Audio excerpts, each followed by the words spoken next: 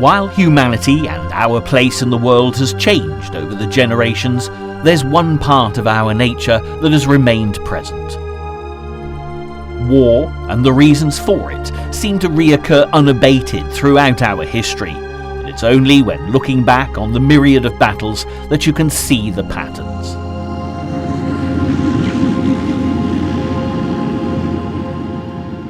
These parallels can likewise be drawn when looking into the events of World War II and the build-up of distrust between not only the Axis and Allied sides of the conflict, but also between the countries found on either side of the metaphorical line in the sand. In this programme, we'll be investigating the build-up to the outbreak of the Second World War, and looking into what led to the alliance of Japan's Empire of the Rising Sun with Hitler's Nazi Germany. With the backdrop of growing tension between the world's many superpowers, we'll break down not only the immediate precursors to the war, but also the deep-seated distrust and historical prejudices that brought it about. Though before we get to dealing with the 20th century's part in this theatrical build-up of aggression, we must first take into account what brought the nations to this point, and how the many generations of humans that came before helped shape the climate that made the epic clash of so many countries possible. It's easy to look back at the past, study the history of war, and uncover dramatic reports of heroic exploits, daring deeds, evil megalomaniacs and vicious dictators, and all too soon you'll find yourself completely detached from such events. The turbulent wars that took place so long ago seem to have little connection with reality and will, in point of fact, often be the stuff of legend. Whether you consider the conflicts of the ancient Greeks, the battles for Troy, or Alexander the Great's conquest for world domination, what we now know often owes more to movie makers of the more recent past's interpretations. War is about heroes, glory, and a rip-roaring story, and invariably the true horrors of human conflict are lost in the telling. What's more, the old adage that history is only ever written by the victors is extremely accurate, or it was, until the wider use of photography, developed through the course of the 20th century, painted a very different picture indeed.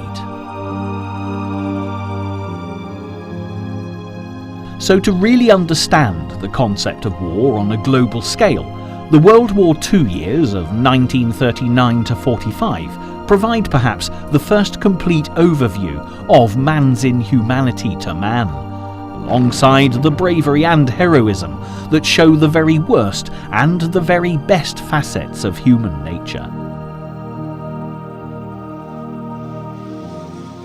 Incredibly, there are archive images from every stage of this conflict, and as we consider the events of the Second World War chronologically, this series of programmes will build into the ultimate timeline.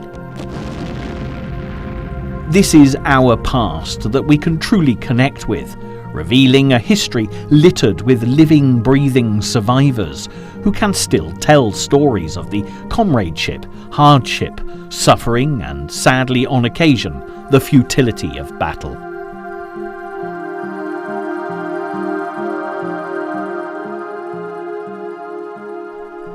However, we don't want to get too far ahead of ourselves. To truly understand the events of the Second World War and its build-up, we need to look into some of the major events that led to its breakout. Perhaps the most influential, beyond all others, was the outcome and aftermath of the First World War. This conflict was a key point in not only Hitler's rise to power, but the rearmament of Germany and the beginning of tensions in the East. The First World War, spanning the years of 1914 to 1918, is often referred to as the Great War, although there was little that was great about it. was also called the War to End All Wars, which is rather a tragic misnomer with the benefit of hindsight.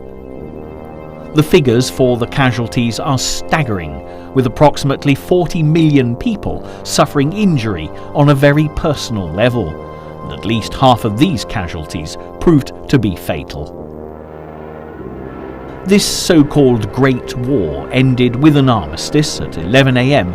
on the 11th of November, the 11th month, 1918, after which the defeated German Empire had its own internal revolution, leading to the end of the monarchy and the setting up of Germany as a republic. Even after the armistice was signed, the victorious forces still kept up their blockades around the country. This led to imports and exports being severely reduced, which did little to help Germany to rebuild itself. The next year, delegates from many countries arrived in Paris to discuss how to prevent a war of such scale from ever occurring again. While attempting to curb any possible resurgences of aggression in Germany, the group were also hoping to restore a sense of order and harmony to the world in the wake of the greatest loss of life their countries had ever seen. The official treaty that marked the ending of the First World War came a little while after the Paris Peace Conference and formed the backbone of the League of Nations.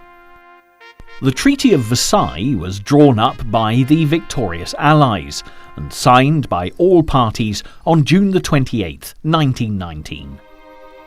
But many historians believe that this well-intentioned treaty actually did more to cause a Second World War rather than prevent it. Signed in Versailles' magnificent Hall of Mirrors, the only country not allowed to take part in the process was Germany. The repercussions and heavy penalties imposed were therefore unworkable and would create a national feeling of resentment and revenge.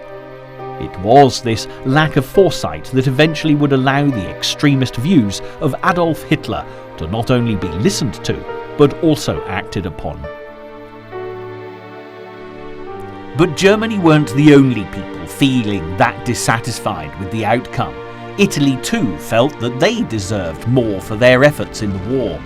Japan's Empire of the Rising Sun was angered that they didn't receive parts of China in recompense. With hindsight, it is clear to see that this was the beginning of the Axis alliance, as those feeling most left out when it came to the treaty banded together. Matters were made much worse because Germany was also forced to accept sole responsibility for the conflict, pay huge sums of money to the Allied nations for the damage that the war had caused, and relinquish land to specific ethnic groups to form new countries. Part of the deal also required Germany to disband the military, and the manufacture of any armaments was prohibited. For a proud nation with a distinguished tradition of empire building, the treaty added insult to injury. And as the history books tell, an agreement of any kind will only ever hold if all parties involved have something to gain from adhering to it, and feel that whether victor or loser, justice has been done.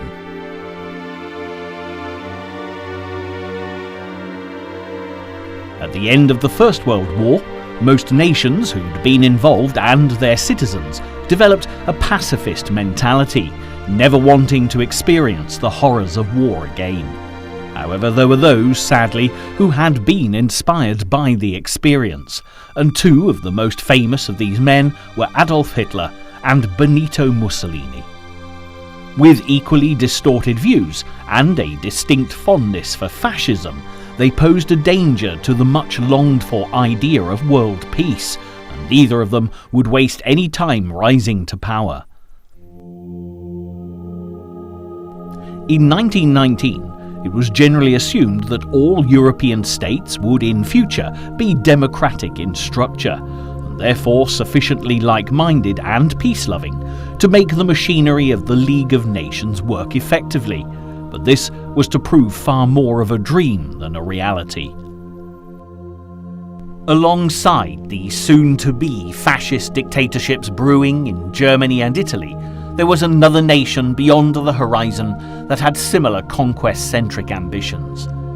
Japan was a proud militaristic nation, and their leaders had had their eyes on resource-rich China for a long time, though there were certain other nations to take into consideration when musing on the concept of invasion. The Japanese had a history of disputes with America and Russia, and having spent many centuries of its existence with its ports closed to the outside world, it was a nation of great mystery. When the American naval commodore, Admiral Matthew Perry, finally forced the Japanese to open up trading links with the West, as the 19th century drew to a close, the empire of the rising sun, without doubt, felt they were being taken advantage of. What's more, with America buying the vast expanses of Alaska from the Russians and winning the Philippine Islands and Guam from the Spanish, Japan was all too aware of the growing dominance of the USA. Hawaii was also annexed, with the Americans creating a naval base there from which they could easily reach their newly acquired territory in the Pacific. As the long-range combat abilities of the 20th century were realised in the latter parts of the First World War, Japan felt increasingly vulnerable to the fast growth of the other great world powers, pushing for the rapid development of their own high-tech navy and air force that would soon match anything found in the factories of the most technologically advanced nations. However, their plans hit a substantial roadblock at the end of the First World War, with the signing of several military reduction treaties.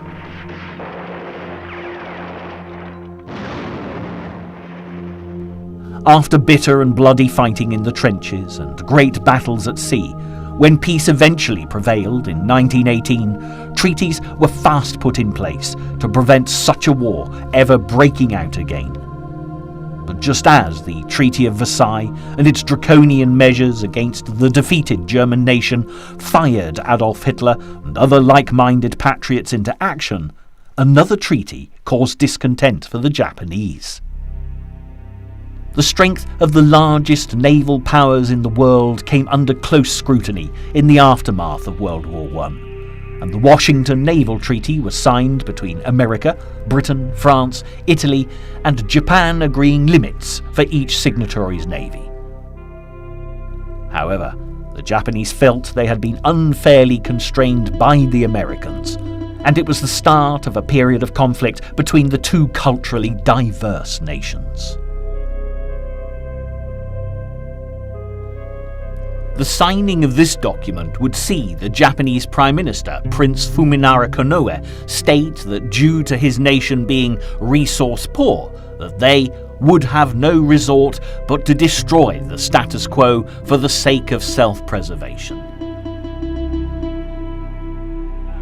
Within a decade, the fragile foundations of peace that the Treaty of Versailles had attempted to construct were under threat, and Konoe's predictions were to become reality. The Wall Street crash of 1929 sent the world spiralling into an economic depression, and Japan was forced to look further afield for supplies of raw materials to feed the country's dying economy. Over the next 8 years, the rest of the world watched as Japan invaded massive parts of China, specifically Manchuria. The attack and subsequent occupation of the country would eventually see Japan leaving the League of Nations on poor terms with its one-time allies. It was at this stage in the closing days of 1937 that the first real confrontation between America and Japan would set them up for the conflicts to come. While the Japanese were conducting their invasion of the Chinese capital Nanjing, an American gunboat, the USS Panay, attempted to evacuate military and civilian personnel. It was promptly attacked and sunk by the invading Rising Sun forces. This open demonstration of hostility gave the American president every reason to go to war, but with national sentiment still behind their isolationist principles, he declined to intervene fully. Meanwhile, many Japanese expressed remorse at the incident, one of whom wielded considerable government influence.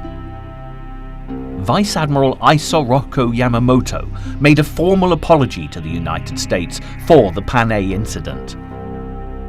He was a Harvard man who'd spent time as a naval attaché in America and was well aware of the considerable naval power that America wielded. He was also more aware than anyone else of the dangers of going to war with a nation as powerful as the United States.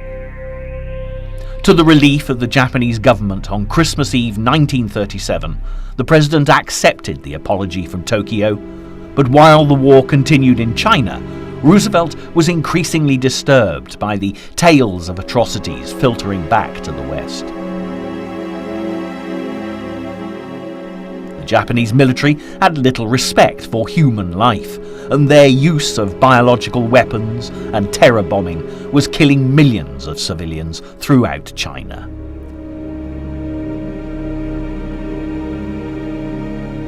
After the Japanese firebombed Chongqing in May 1939, killing 5,000 people in 2 days, America made decisive moves towards preventing further Japanese brutality. Nevertheless, the battle between China and Japan was prolonged and brutal, and by 1940 still showed no sign of coming to a close. By now, the Japanese had seized territory on the south coast of China, cutting the provisional capital Chongqing off from the sea. It was becoming increasingly difficult for aid to get through. Only a few tenuous supply routes were left, and Tokyo's generals were eager that they be cut off as soon as possible, so that the battle for southern China could be swiftly won. One of these routes was the Burma Road, which ran from Lashio in the north of British-controlled Burma to the Chinese city of Kunming, and Japan demanded that Churchill have it closed with immediate effect. Britain was in a difficult and vulnerable position, as some of its most valuable colonies, including Hong Kong and Singapore, were in the Far East, and with the Battle of Britain in full swing, couldn't afford to spare precious ships for their defence.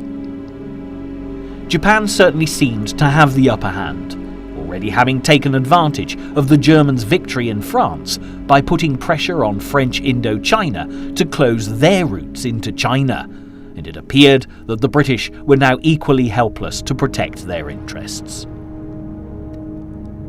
Prime Minister Winston Churchill had a grave decision to make, and for the time being at least, he had no other options open, forcing him to reluctantly agree to Japanese demands. On July the 17th, the Burma Road was temporarily closed, amid cries of shame from the politicians in the House of Commons. And while these events were taking place, in Africa yet another belligerent was making his presence felt.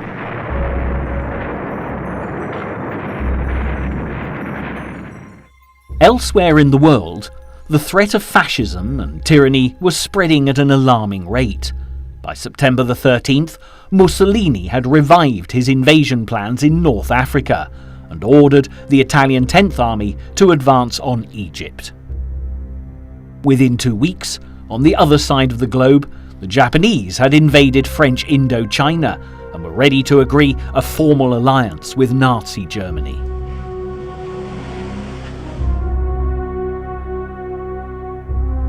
Admiral Sir Dudley Pound, then commander of the Royal Navy's Mediterranean Fleet, was particularly concerned about the Italian naval presence in the Mediterranean and planned an attack which would eventually become known as Operation Judgment. Although the offensive had been postponed when Neville Chamberlain, then Prime Minister, appeared to have averted war with Germany, by 1940, preparations for the Taranto attack were once more underway, and by the autumn of 1940, when General Graziani brought his troops to a halt at Sidi Barrani and British ships were freed up for action, the Allies seized the opportunity to strike. As Hitler moved inexorably towards a showdown with his nemesis, the Soviet Union, and 1940 drew to a close, On the 29th of December, President Roosevelt delivered one of his famous fireside chats to the American public. The speech marked a definite decline in the isolationist policy of the United States, and it seemed that American intervention was approaching ever closer. While more nations had been drawn to the side of the Axis, Roosevelt warned the Americans of the risks that the tripartite pact posed, describing it as an unholy alliance of power to dominate and to enslave the human race. Japan at this time was in the midst of a long and brutal war with China, and had already used the weakened position of the Western empires to their advantage. In 1940, Tokyo officials pressured French Indochina to close some of the few routes left which were being used to transport valuable aid into China. Adolf Hitler realized that America's days for neutrality were coming to an end, although the United States had not yet made a declaration of war. Nevertheless, Hitler now had powerful allies, and his treaty with the Japanese would prove to be of great use. Spies from the country were already surveying the American naval base at Pearl Harbor, and by the end of 1941, as relations deteriorated between Washington and Tokyo, the Japanese would launch a devastating attack, not only Pearl Harbor, but American bases around the Pacific, crippling their fleet for a time.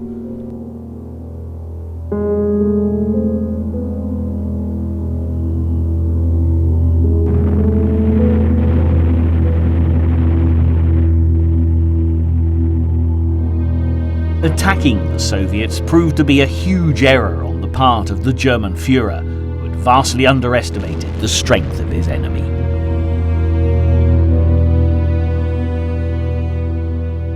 What's more, any hopes he had of his Japanese allies attacking Russia from the east, as the Nazis advanced from the west, was soon dashed, as the Empire of the Rising Sun became rather more preoccupied with their ongoing war with China, and awakening a sleeping giant of their own, namely the United States of America.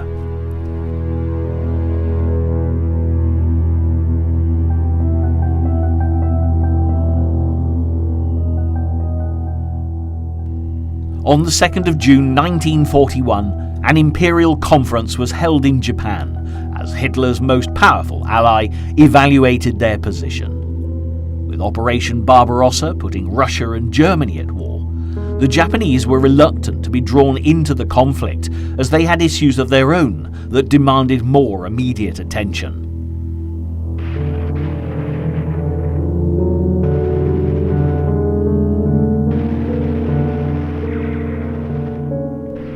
Since they'd been at war since 1937, Japan was substantially committed in Southeast Asia, which could have proved a useful springboard for attacking further north into Russian territory.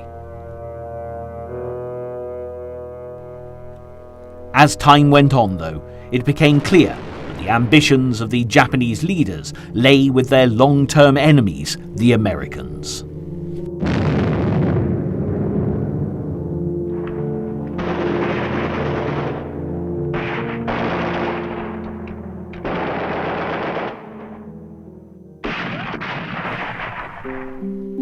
With the growing tension between their leaders and soldiers, it wouldn't be long before even these isolationist nations were drawn into the conflict that would consume the world over a long 6-year period. While the US had been pushed by the eastern arm of the Axis alliance, it would take one large-scale assault before the American populace and their politicians decided it was time to take action. The lightning strike against the Hawaiian Navy base of Pearl Harbor.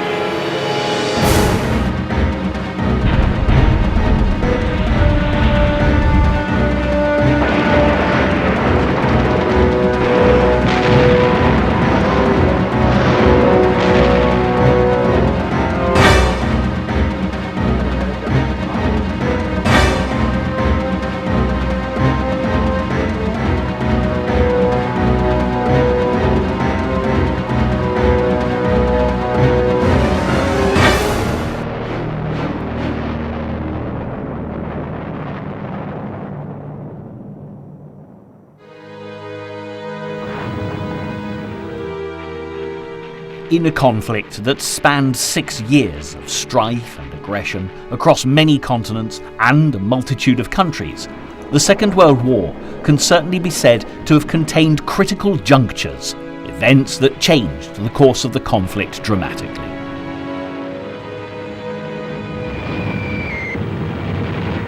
Europe had its Battle of Britain and Operation Barbarossa, while America's were Pearl Harbor and the following Battle for Midway. Each of these events were ultimately tipping points, the straw on the back of each side's war effort, creating tremendous repercussions. One of the most monumental was Japan's sneak attack on the American naval base in Hawaii, Pearl Harbor, which not only declared the Empire of the Rising Sun's position to the world, highlighting their alliance with Nazi Germany, but also awoke a nation to their place in the conflict, washing away a deep-seated isolationism that had kept the US out of the war to date. After the devastation of their navy at Pearl Harbor, President Roosevelt had the backing of the people, and simply no option but to bring the slumbering giant of their military might into play, their first target being those that perpetrated the attack, the Japanese. However, the build-up to such turning points is almost if not more important than the events themselves. To understand the reason for the attack on the American naval base and what led to it, we need to look back at Japan's invasion of neighbouring China and its dealings with other allied nations, most notably Great Britain. At this time in history, the UK held a lot of territory in the Far East, which they were keen to protect. Unfortunately, this led to an appeasement strategy being put in place, similar to the tack taken with Hitler and his European troop movements.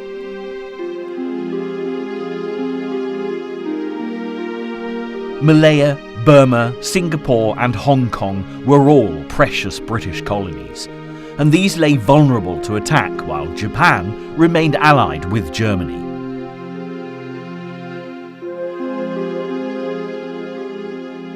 The Japanese had already put pressure on Britain to close the Burma Road, one of the few routes left open to deliver aid to China, and it was clear that as the war continued against Germany, the might of the British Empire was diminishing considerably in the region. The Japanese, in the meantime, remained sceptical about their alliance with Adolf Hitler. As a member of the Tripartite Pact, Japanese politicians had been shocked that Germany had not informed them of the attack on the Soviet Union, which put them in an awkward position after their agreement with Stalin. Foreign Minister Matsuoka, however, was quick to side with Hitler. Dismissing his earlier treaty with the Soviet leader, now urged Japan to go to war with Russia from the east as Germany advanced across its borders from the west. The government were by now exasperated with their foreign minister and keen to be rid of him. So, Prime Minister Konoe, along with the entire cabinet, resigned in July 1941 to be reformed into a new government without him. But although Matsuoka's absence was a relief to many in Tokyo, Konoe was wary that Japan was moving rapidly towards the brink of a war which would soon be unavoidable. The Eastern Empire had already been spreading propaganda in support of a greater East Asia co-prosperity sphere to rally support for its venture to the South Pacific. The The government claimed that this enterprise would place the people of Southeast Asia and China under the protection of Japan. Western empires had long taken advantage of the wealth of the Pacific, and Japan would now free Asia from European and American imperialism. But while those in the Pacific Islands began to truly believe that the Empire of the Rising Sun would be their salvation, the co-prosperity sphere was no more than an excuse for aggressive military expansionism.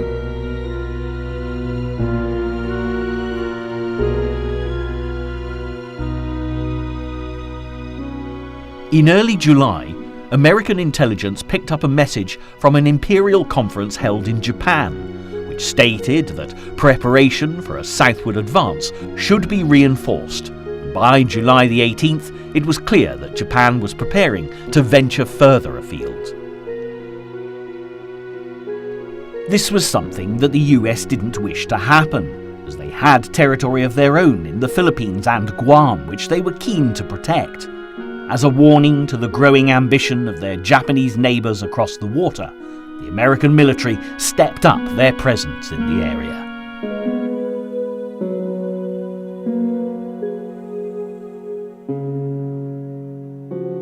With the influx of men into the American forces during the next year, further moves were made by the US to halt Japanese expansionism. In the summer of 1941, the White House decided to freeze Japanese assets so they could no longer purchase oil in America. With 80% of their oil imports being met by the United States, this was disastrous news for the Japanese. Emperor Hirohito was informed that the nation's oil stockpiles would be completely depleted within 2 years, which in turn of course meant the Japanese military machine would no longer be able to function.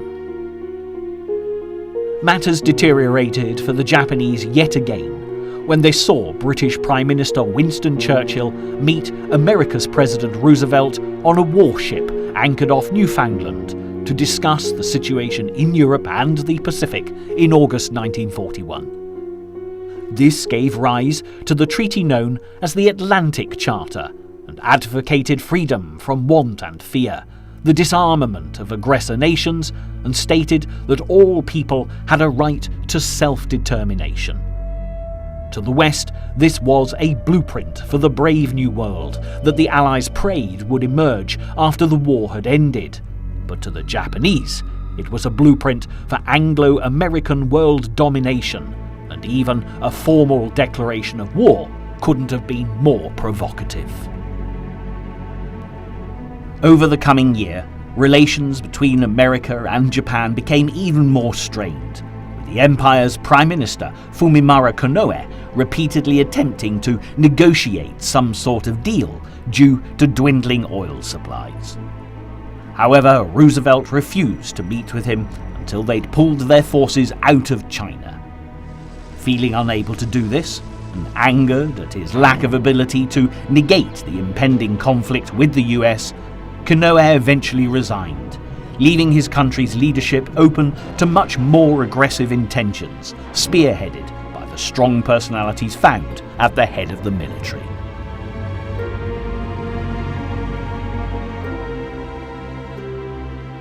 Throughout history, the Japanese were renowned for their fierce fighting, and had once been led by samurai warriors who instilled the idea of Bushido, or freedom from fear, in their soldiers. A true Japanese warrior should have no fear of death, pain, or defeat, and no regard for himself, with his only purpose being to serve his master. But even with this extraordinary fearlessness instilled in the population, the fight ahead was going to be challenging.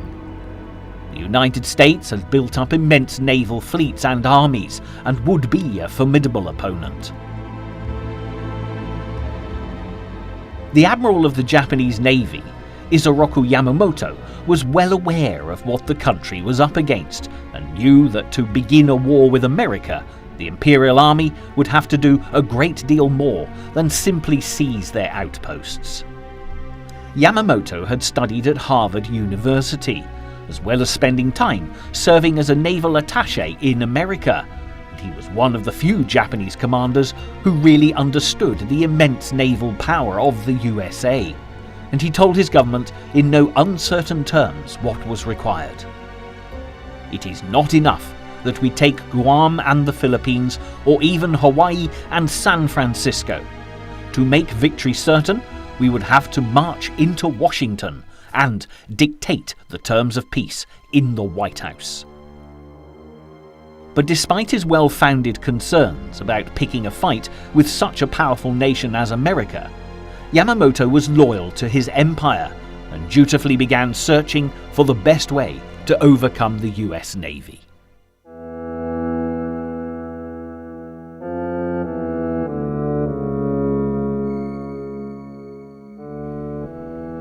One tactic that he'd observed in the past would turn out to be a major inspiration for Pearl Harbor.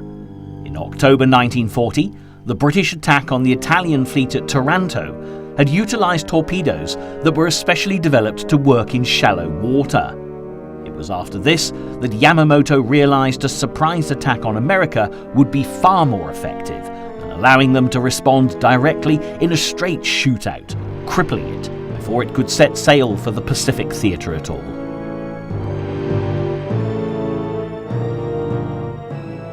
In the spring of 1941, Japanese carrier pilots began training in the special tactics that would be essential in the attack plan, which would target Pearl Harbor in Hawaii. By the autumn, as Tojo took on the role of Prime Minister, Yamamoto saw that there was now no turning back. At the beginning of November, he assigned Vice Admiral Chuichi Nagumo commander of the mission and set a date for the planned attack, December the 7th, 1941. Earlier, back in Washington, President Roosevelt was concerned about deteriorating relations with Japan and the risk this posed to American territory in the Pacific, and had elected to move the American fleet from its base in California to Hawaii, where it would be closer to the Pacific arena. Here, on the largest island of the archipelago at Pearl Harbor, the sailors soaked up the sun and enjoyed the beaches, with little idea that they were far closer to the troubles brewing overseas than they could possibly have imagined. As training and preparation of the Japanese forces continued leading up to the attack, a charade of diplomacy was continued, helping bolster the already heavy secrecy being employed by the Empire in regards to their impending strike. On the 20th of November, the Japanese ambassador to the US presented Japan's final ultimatum to the Secretary of State, Cordell Hull, demanding a resumption of oil supplies to Japan and the cessation of aid to China. Hull refused, reiterating the US position that Japan should withdraw all troops from the region and cease their invasion.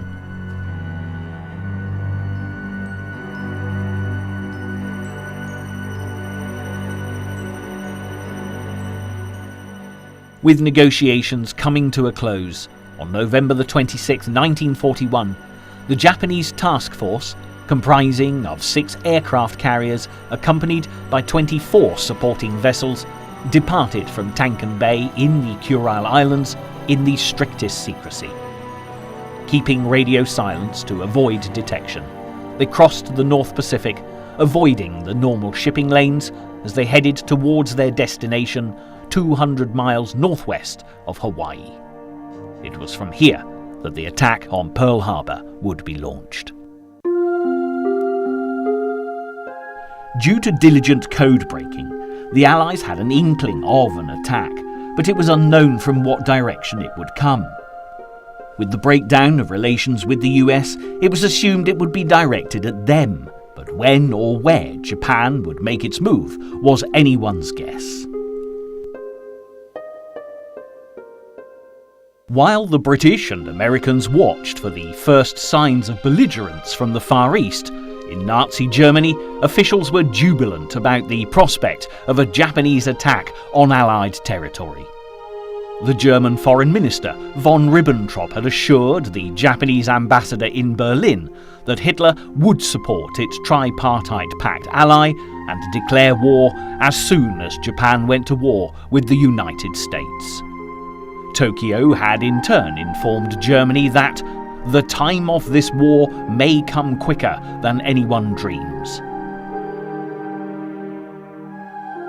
Meanwhile, in Hawaii, life went on as normal. American sailors were ashore, enjoying their tropical paradise as they played football or golf. And on the night of December the 6th, as sailors relaxed in the bars and clubs, many were dancing to the sounds of the Navy's musicians in a battle of the fleet dance bands. Staying up until the early hours, few would be prepared for the onslaught that lay ahead. But as night gave way to day, the first warning signs were breaking over the horizon. Some of them were diplomatic in nature, with a coded 13-part message being delivered by the Japanese government addressing their rejection of Secretary Hull's proposal. However, there was a crucial 14th part, which wasn't delivered until the morning of the attack. At 4:50 a.m. on Sunday, December the 7th, Japanese midget submarines stealthily entered through the harbour gates, but though they were spotted, no general alarm was given. Back in Washington, the tension was building as General George C. Marshall, Roosevelt's military advisor, had received the decoded 14th part of the message from Tokyo. It confirmed that negotiations with Japan had ended, and realizing the potential implications, the US War Department immediately sent an alert to Pearl Harbor. But problems with radio communications would delay the message, and tragically, the vital warning would arrive too late. While Washington was aware that hostilities were about to commence, on the other side of the Pacific, events were gathering pace as Japanese ships loaded with 5,000 troops from the war-torn battlefields of China approached British-controlled Malaya. Soon soldiers were storming onto the beaches and onto Allied territory, and the war on the West had begun.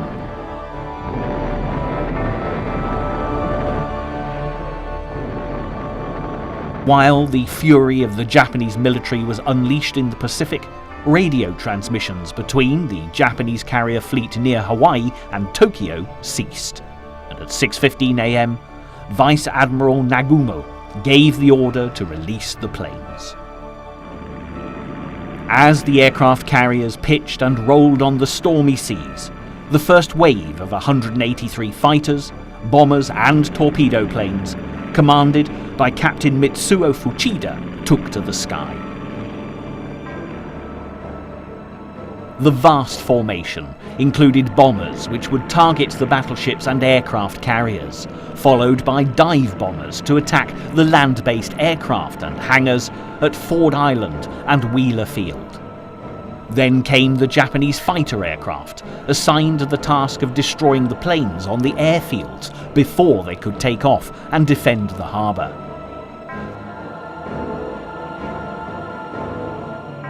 Using music from a Honolulu radio station as a guiding beam to navigate, the enemy planes began to close in on their target.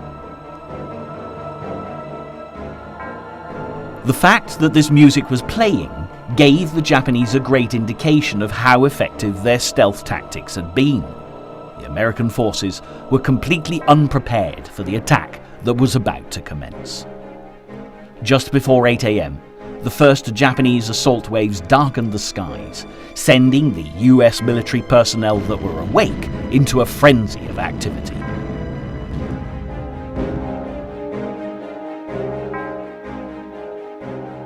Commander Logan C. Ramsey at the command center on Ford Island sounded the alert. Air raid on Pearl Harbor. This is not a drill. While the Japanese fighter planes began to swoop over Hickam and Wheeler airfields, rallying to the battle cries of Commander Fuchida.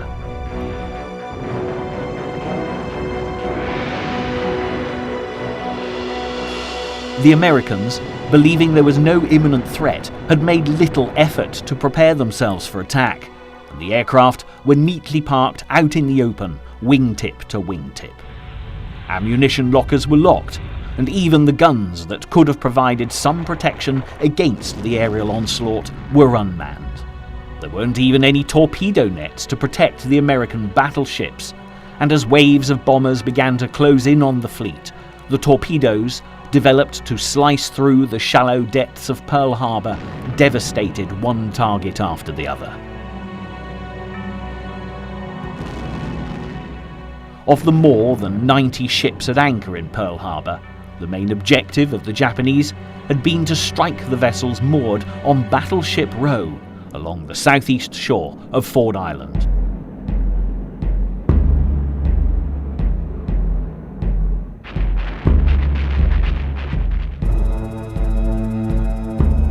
As tornadoes screamed through the air, hitting their targets with precision, the men aboard awoke to a tumult of smoke, fire, and deafening explosions.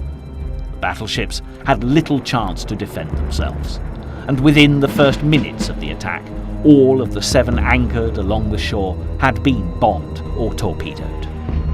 2 sank, while the USS Arizona exploded in a giant ball of flames after an armor-piercing shell ignited the ship's forward ammunition magazine. It was the largest loss of life on any ship that day, with the crew of this particular vessel making up 50% of the casualties suffered by the US throughout the entire assault. As the naval base was thrown into pandemonium, 30 minutes after the first attack, there was a short lull in the furious onslaught before a second wave of Japanese planes appeared over the harbour. By now, all around Pearl Harbor, civilians who had first thought the explosions were part of military maneuvers quickly became aware that they were under attack. The element of surprise had passed, however, and the US troops were now well aware of what they were facing. Anti-aircraft fire began to fight off the attacks, and some sailors even turned to machine guns and pistols as they battled desperately against the hail of missiles from the sky. Many heroes would emerge on this historical day, and one of those who fought bravely to defend the naval base was Doris Miller, a mess attendant aboard the USS West Virginia. Despite having no training, he seized one of the anti-aircraft guns and began firing at Japanese planes until there was no ammunition left.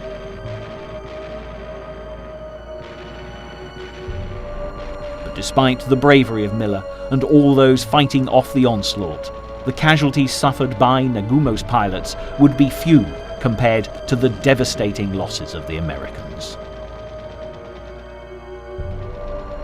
By 10 a.m, as the skies over the Hawaiian harbour fell silent 2 hours after the initial attack had begun, a trail of destruction lay around Pearl Harbor.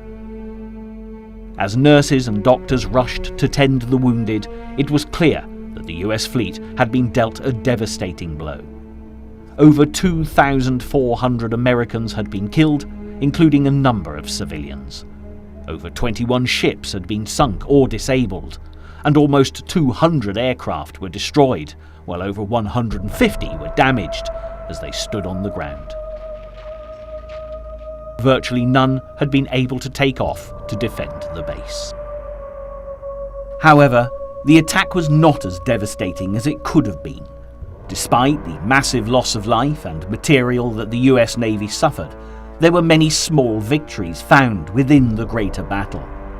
Admiral Yamamoto's failure to launch a third strike, due to fears of further losses, allowed most of the ships on Battleship Row to be salvaged, meaning they could return to war service within months, eventually taking the fight directly to the Japanese.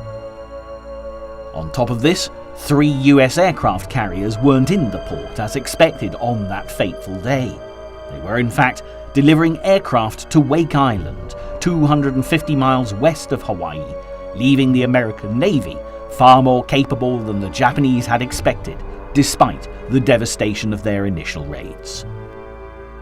While the American people had maintained their hopes of staying out of the European war, as it was often thought of, after the attack on Pearl Harbor, Roosevelt finally had the backing of the people. On December the 8th, 1941, as crowds gathered outside the White House, the moment the Allies had been waiting for had come. President Roosevelt made an address, which was broadcast around the world, and the global conflict was now truly underway.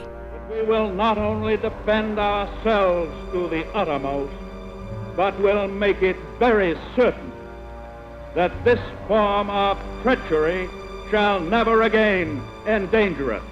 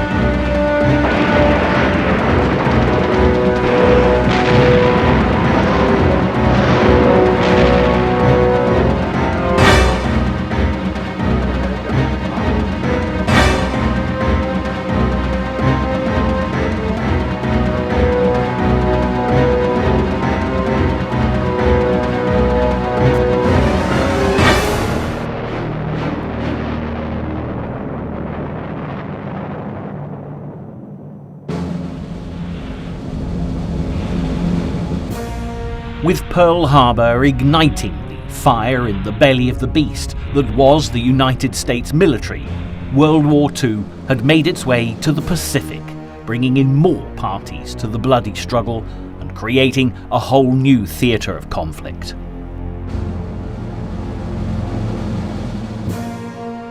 Following on from their surprise attack on the Hawaiian port, Japan's rapid expansion was continuing unabated, with invasions pushing quickly forward into the British-controlled colonies of Hong Kong, Malaya and Singapore, leaving their soldiers confident and battle-hardened. As the fighting continued throughout the early parts of 1942, the Empire of the Rising Sun expanded their defensive perimeter towards Australia.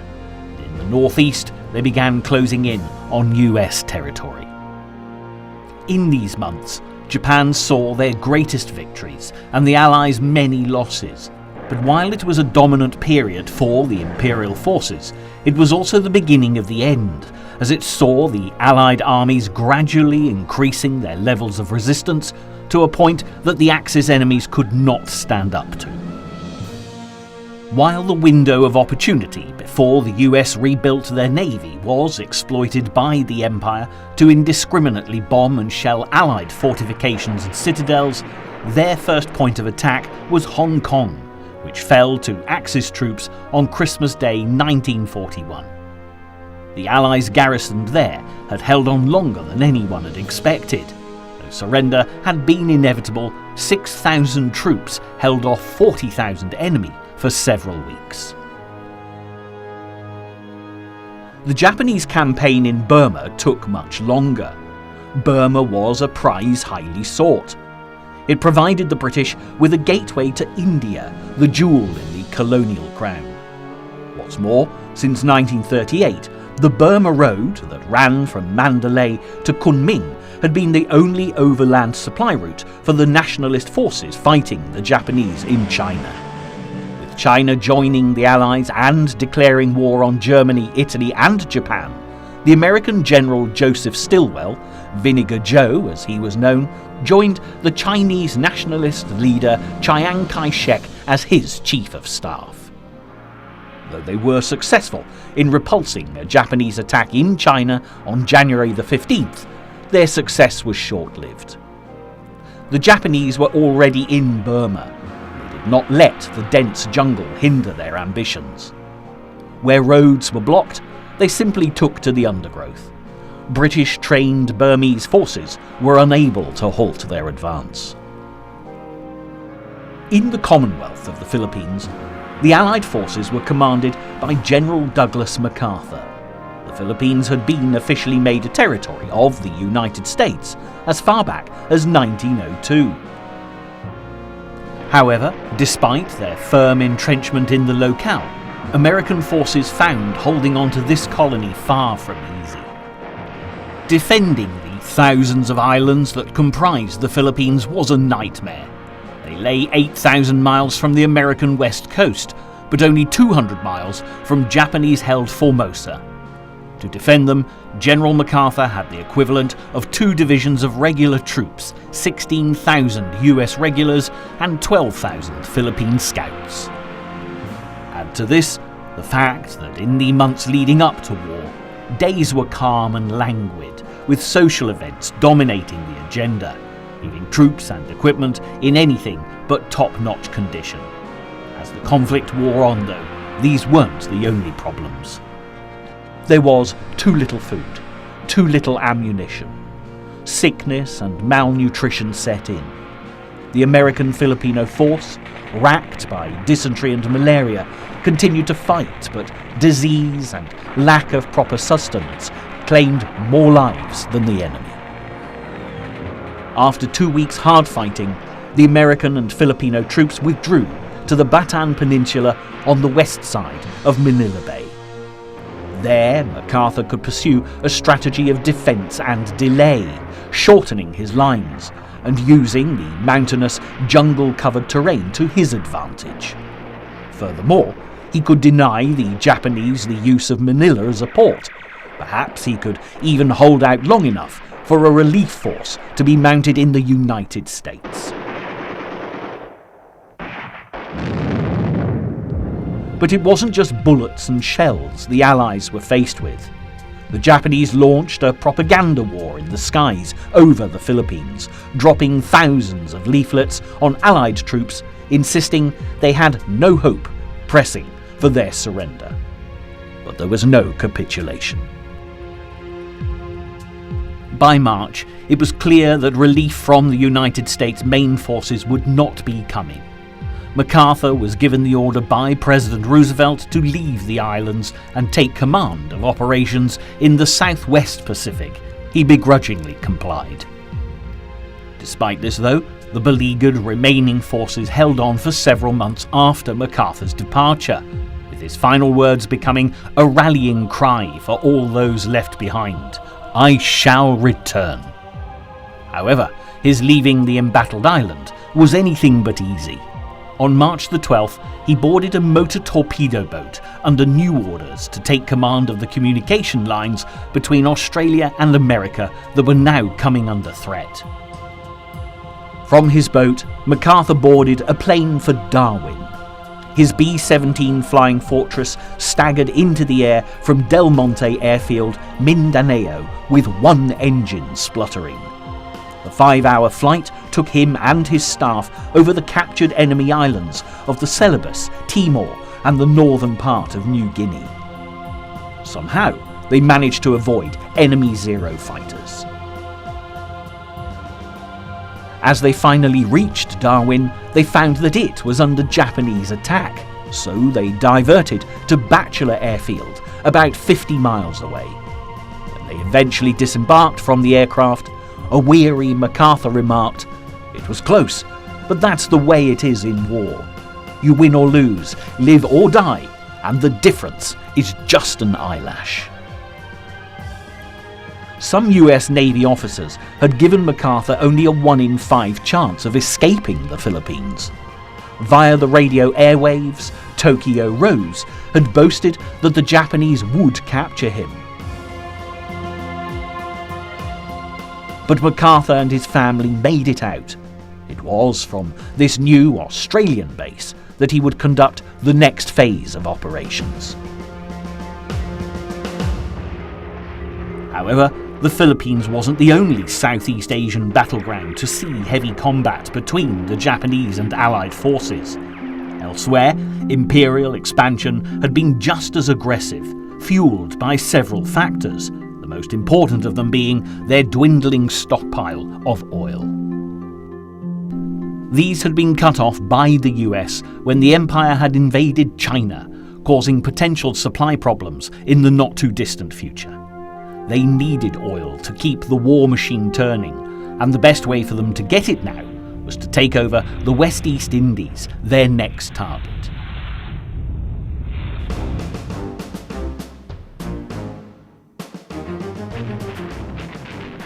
Japanese troops had first landed in Sumatra early February. Despite a valiant defence by the local populace, along with Dutch and British soldiers, Java fell in early March. Continuing their advance through this region, Imperial forces were also making their way across the jungles of Malaya to another important target, Singapore. The British had been in residence since 1819, when Sir Thomas Stamford Bingley Raffles founded a trading post there. It soon became a valuable British outpost, and Singapore's rapid growth and importance to the British East India Company ensured that the British were there to stay. In 1824, the status of Singapore as a British possession was cemented in an Anglo-Dutch treaty that divided the Malay archipelago between the two colonial powers, the British controlling the area north of the Straits of Malacca, including Penang, Malacca and Singapore, whilst the area south of the Straits was assigned to the Dutch. In 1940, as First Lord of the Admiralty, Winston Churchill had been responsible for Singapore's defences. He was convinced that should the island be attacked, it would be by sea. He informed his cabinet colleagues that Singapore is a fortress armed with 5 15-inch guns and garrisoned by 20,000 men. It could only be taken after a siege by an army of at least 50,000. Furthermore, he noted that Singapore was as far from Japan as New York was from Southampton. He thought it impossible to maintain men and munitions over such a distance.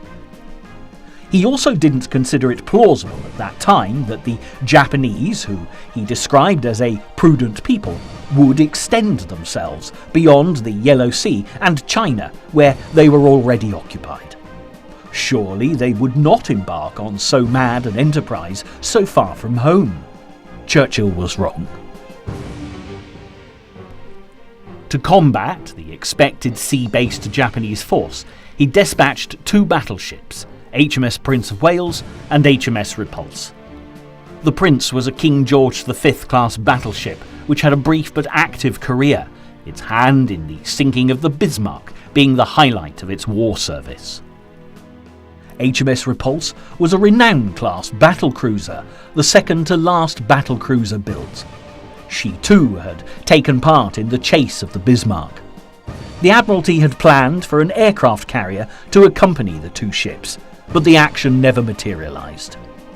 HMS Repulse left Singapore in company with HMS Prince of Wales and 4 destroyers to try and intercept the Japanese invasion convoys heading towards Malaya. But their hunt for invasion forces proved fruitless, and they turned south. It was at this point that Japanese aircraft were spotted. The fleet was attacked by 86 planes. Without the protection of an aircraft carrier, the ships were very vulnerable. The force the British thought to be an unsinkable deterrent was sunk, leaving the coast of Malaya exposed. General Yamashita could now make a move. His assault on Singapore would be down through Malaya and as the British had been slow to send troops north from Singapore, Malaya was badly defended. The assortment of untrained pilots and inferior Allied equipment in Malaya, Borneo and Singapore at that time were no match for the Imperial Japanese Army Air Force. Their fighter aircraft, especially the Mitsubishi A6M0, were instrumental in achieving air superiority.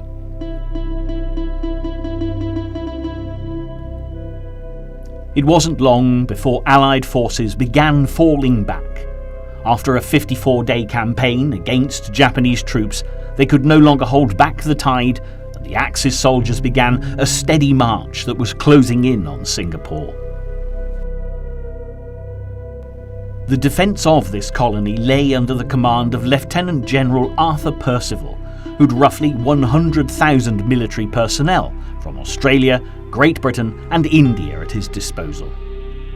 This was more than 3 times that of the opposing Japanese commander, General Yamashita. Later in life, Yamashita would recall his thoughts on his invasion plan and what a nervous time it was for him and his men. My attack on Singapore was a bluff that worked. I had 30,000 men and was outnumbered more than 3 to 1. I knew that if I had to fight for long for Singapore, I would be beaten. That is why the surrender had to be at once. I was very frightened all the time that the British would discover our numerical weakness and lack of supplies and force me into disastrous street fighting. The Japanese strategy was a wily one. At midnight on the 7th of February, Japanese troops landed unopposed on Singapore's northeast coast, and they gave the impression of an impending attack from that direction. However, the next day, they began a strategic air and artillery attack on the northwest coast instead. By 9:30 that night, the first Japanese amphibious assault on Singapore was launched. Undeterred by heavy casualties suffered from Australian machine gunners, wave upon wave of Japanese troops landed successfully. By midnight, the Australian defence was broken. Despite a clever plan to turn the naval defence guns against the invading Japanese, casualties on the Imperial side remained low, as the only rounds available were armour-piercing, designed to puncture ship hulls. If high-explosive shells had been to hand, the outcome of this invasion may have been a lot different.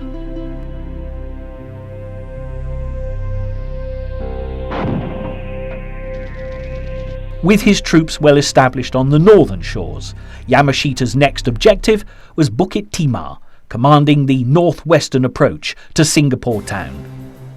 Yamashita called upon Percival to surrender, but Percival had strict orders to fight till the end.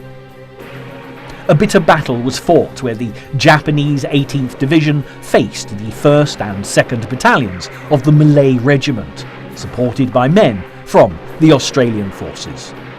The Allies fought stubbornly and kept the Japanese onslaught at bay until the midnight of 12th of February. But as the odds grew too great, the Malay Regiment retreated.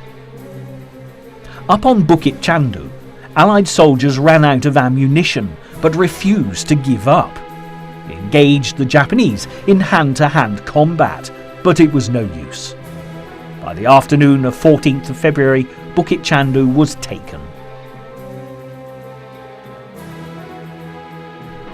By this time, the Japanese advance had forced British troops to fall back to a perimeter around the municipality. This was their last defence. Around this, the Japanese converged.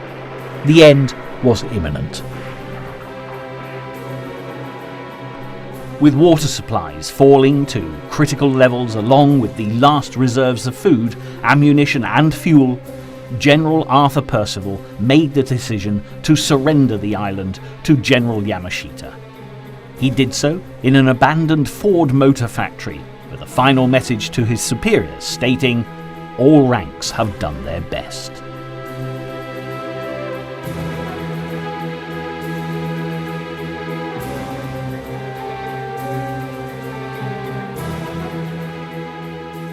The creation of an East Asian co-prosperity sphere, free from the shackles of the Western empires, had long been the desire of those ruling Japan. By April 1942, it seemed that the empire of the rising sun was vaster than it had ever been before. The war in Southeast Asia and the Pacific had been highly successful, and the Japanese were now in control of the most strategically important parts of the Chinese coast and had occupied Malaya, Thailand, the Dutch East Indies and most of Burma. In the Pacific they held Wake Island, New Britain, the Gilbert Islands and Guam, and while the drive to seize new territory continued, the outlook was grim for the Allies. In the first few months of the war with Japan, valuable British and American outposts had swiftly fallen to the invading forces, and thousands of people were now prisoners of war, helplessly caught behind enemy lines.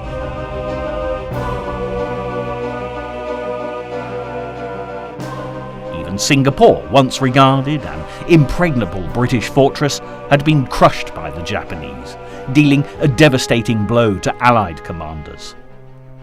America, in the meantime, had lost valuable military bases and would soon lose its foothold in the precious Philippine Islands.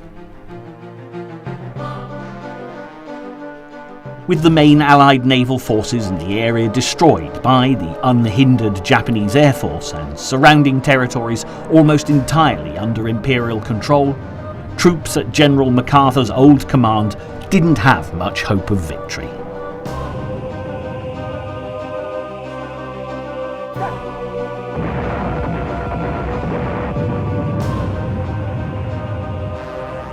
When the Japanese launched their new air and artillery assault, breaking through Allied defences, the men who were worn out from malnutrition, sickness and combat fatigue were too weak to counterattack and surrendered. Some of the Allied servicemen managed to escape to Corregidor Island to the south of Bataan, but battalions of Japanese infantry swiftly moved in and pushed the defenders back to Malinta Hill. To the despair of all those left fighting, the American flag was soon lowered, and General Jonathan Wainwright, who'd taken over from General MacArthur, had no choice but to accept General Masahiro Homa's terms of surrender. As a result, by May 8, 1942, the Philippines had been officially lost. But there was an even greater tragedy for the Allies to face as the Philippines fell. The Japanese had captured 80,000 Allied prisoners, all of whom needed to be transported to prison camps, and faced with such a huge task, it was decided they should walk 60 miles to a railhead at San Fernando. What was soon dubbed the Bataan Death March began on April the 10th, and it proved to be a terrible ordeal for the men who were already malnourished and sick. Thousands lost their lives as a result of exhaustion, hunger, dehydration and sickness, while many others were brutally murdered by their captors. It was a stark warning that going to war with Japan would be costly in terms of casualties, as the POWs were treated with bitter contempt by the Japanese soldiers, who regarded surrender as dishonourable. While the American war machine was still recovering from its blow at Pearl Harbor, it had begun to get back on its feet and was preparing for the next round. As news of the treatment of the men at Bataan reached the US, the public were galvanized beyond their already patriotic state. The resolve of the Allies to crush the Japanese was now more determined than ever, and President Roosevelt had already set in motion plans to strike at the very heart of Japan by bombing its capital city, Tokyo. After the attack on Pearl Harbor, Roosevelt had been keen to restore public morale.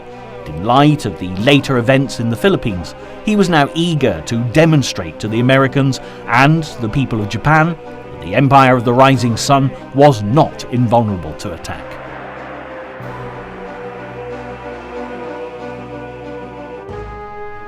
On top of this, since Pearl Harbor, Japanese descendant immigrants were being treated with heavy suspicion.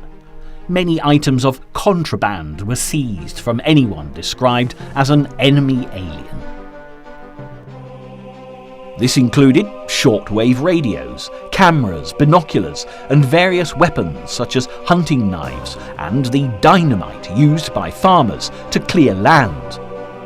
Los Angeles Congressman Leland Ford wrote, "I do not believe that we could be any too strict in our consideration of the Japanese in the face of the treacherous way in which they do things."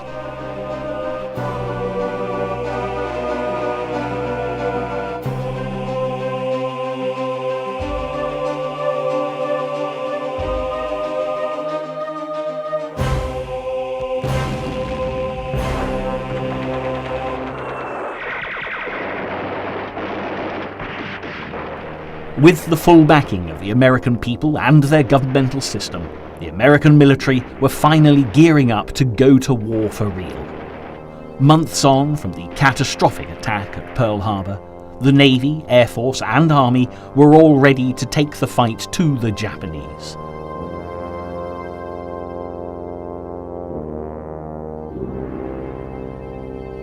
The seemingly unstoppable force of the Empire of the Rising Sun was about to meet head-on the seemingly immovable object of the United States.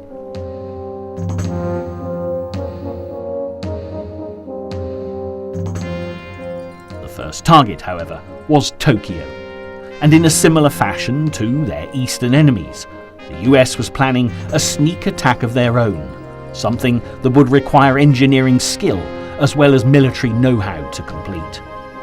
The tide of the war in the Pacific was about to change, but it was a long way from being over.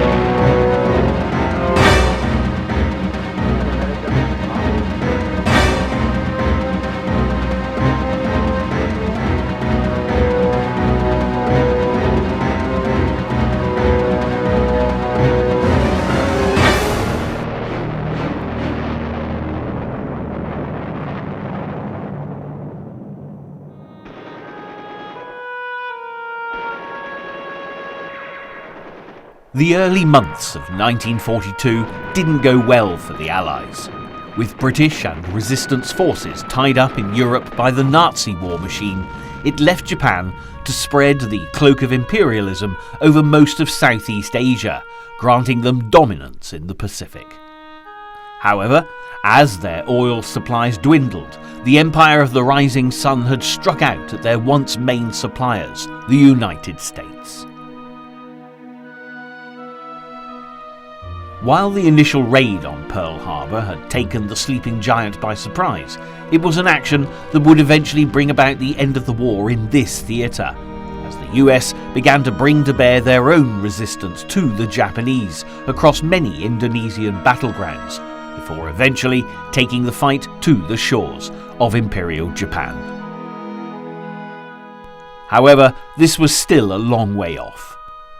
Dominance on the sea had to be reacquired after much of the proud American fleet was decimated in the sneak attack at Hawaii. Fortunately for the Allies, though, 3 of their main aircraft carriers had been elsewhere, and they would eventually prove instrumental in turning the tide in the Pacific. As these were readied for the eventual counterattack, other US forces battled Japanese troops across the many islands of the Philippines, often losing. Allied naval forces in the area had been destroyed in a series of battles around Java, and with almost all neighbouring territories under Japanese control, the troops were now cut off from most of their supplies and surrounded by the enemy.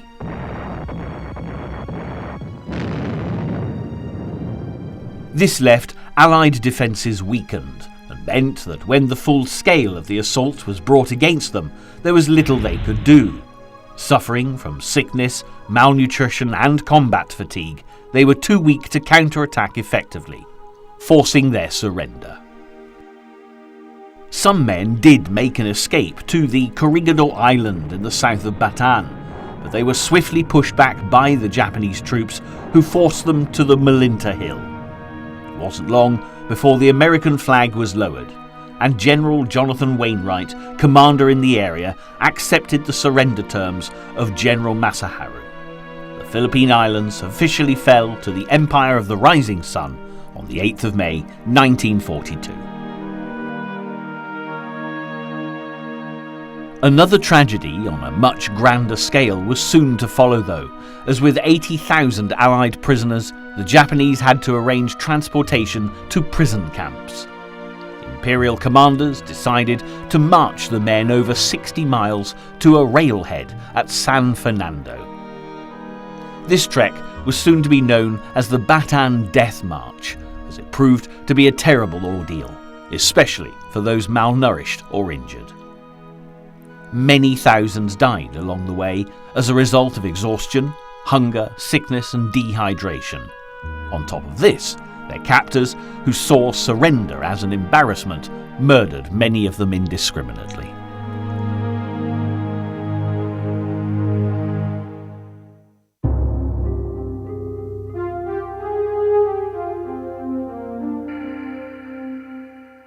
Being relative newcomers to the Second World War, the American public and military were unprepared for the barbarism exacted by the Japanese during this march. However, while the suffering of the prisoners was horrendous, it galvanized the US into action. They had already decided that a counterattack against their eastern enemies was necessary. The question was how to do it. The problem now wasn't a moral one, but a logistical and engineering issue.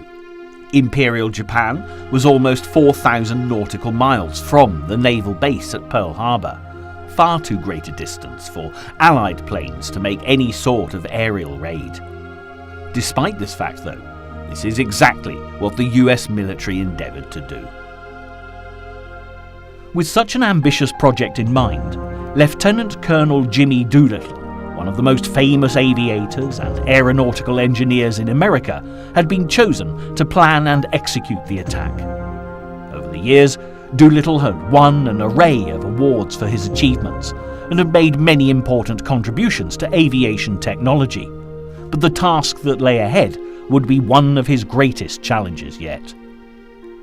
The main problem he faced was that America had no bases within bomber operating range of Tokyo. And although an attack could be launched from aircraft carriers, planes which were typically used with these ships would not be able to cause a great deal of damage.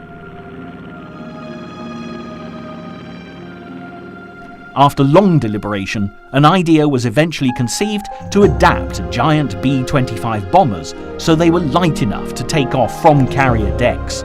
By the beginning of April, these highly modified planes were aboard the USS Hornet and on their way to the Pacific. Vice Admiral Mark Mitcher captained the carrier from which Doolittle would launch his attack, while the task force would be led into enemy waters and protected by Vice Admiral William Halsey aboard the USS Enterprise. Typical of many wartime plans, especially the stealth kind, not all end up going to plan. As the Hornet and Enterprise ventured close to Japanese waters, they were spotted by a Japanese picket boat. This created a real problem, as the carriers were incredibly vulnerable to attack from land-based aircraft. Taking the initiative, Halsey made the decision to launch the raid early, despite the increased risk of pilots not being able to make it to Allied territory after dropping their payload. The aircraft had less than 470 feet of runway, and none of the pilots, including Doolittle, had ever taken off from a carrier before. In fact, no one had ever attempted to launch a bomber the size of a B-25 from the deck of a carrier before, making the task a challenge to say the least. But the rigorous training the volunteer army crews had received had clearly paid off, and all 16 B-25s, carrying their deadly payloads of incendiary bombs and high explosives, were launched successfully. Although the Japanese alert meant the planes were now setting off 180 miles from their original launch site, favourable weather would help them along the way, and the bombers would soon be closing in on their targets with Doolittle's plane at the helm.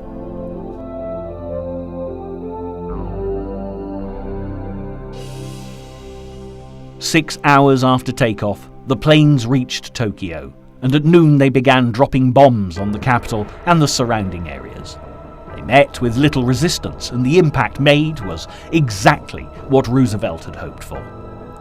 The Japanese were so shocked by the attack that high-level military commanders began blaming each other, and the mortified commander of Tokyo's air defense was shamed into committing suicide. In the meantime, Japanese fighter squadrons were returned home, and a carrier group was withdrawn from the Indian Ocean to protect home waters. However, while the desired effect of the raid was achieved, the aftermath was not smooth sailing for those that took part in it. Due to the extreme range of the bombing run, even the lightened B-25s were unable to make the return trip to the carriers.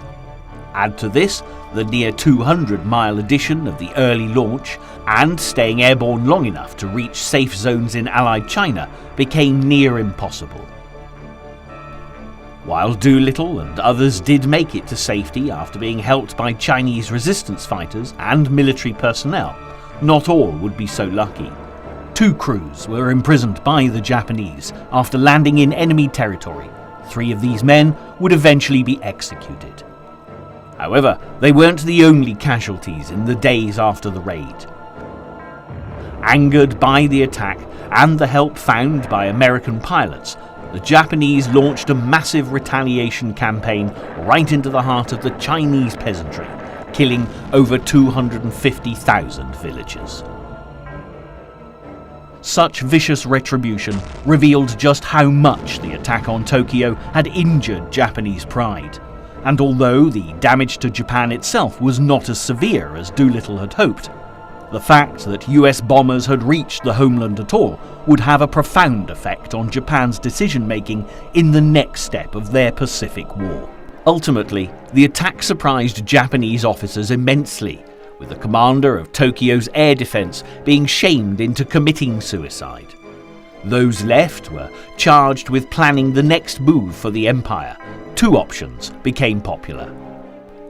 One group favoured further raids into Australia, as they feared it would become an American military zone, allowing further attacks from their technologically equal rival.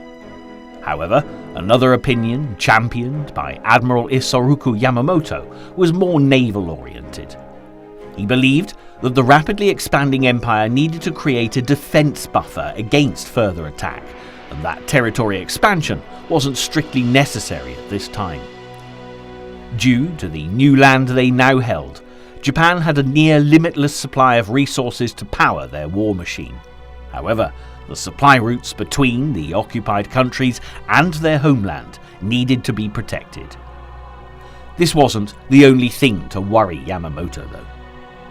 The Japanese admiral was aware that the failure to destroy valuable carriers at Pearl Harbor had been a fatal mistake, and to ensure the survival of the empire and indeed of Japan itself, it was essential to finish what he'd started in December 1941 and complete the destruction of the American fleet. Yamamoto began to conceive a plan to lure US carriers within range of a Japanese task force for a monumental battle which would ensure Japanese control of the Central Pacific. He selected as his target Midway Atoll, two tiny coral islands which lay on the extreme northwest of the Hawaiian island chain. The American base here was far enough from Hawaii to lessen the risk of heavy land-based air power threatening Japanese ships. And not only would valuable US carriers be sent out to protect the atoll, if captured, Midway would further extend the Japanese defensive perimeter and even provide a useful base to launch attacks on the west coast of America. Yamamoto had, however, struggled to convince Admiral Nagano that an attack on Midway should take priority, and until April 18, 1942, preparations had been focused on advancing further south towards Australia rather than on destroying the American fleet.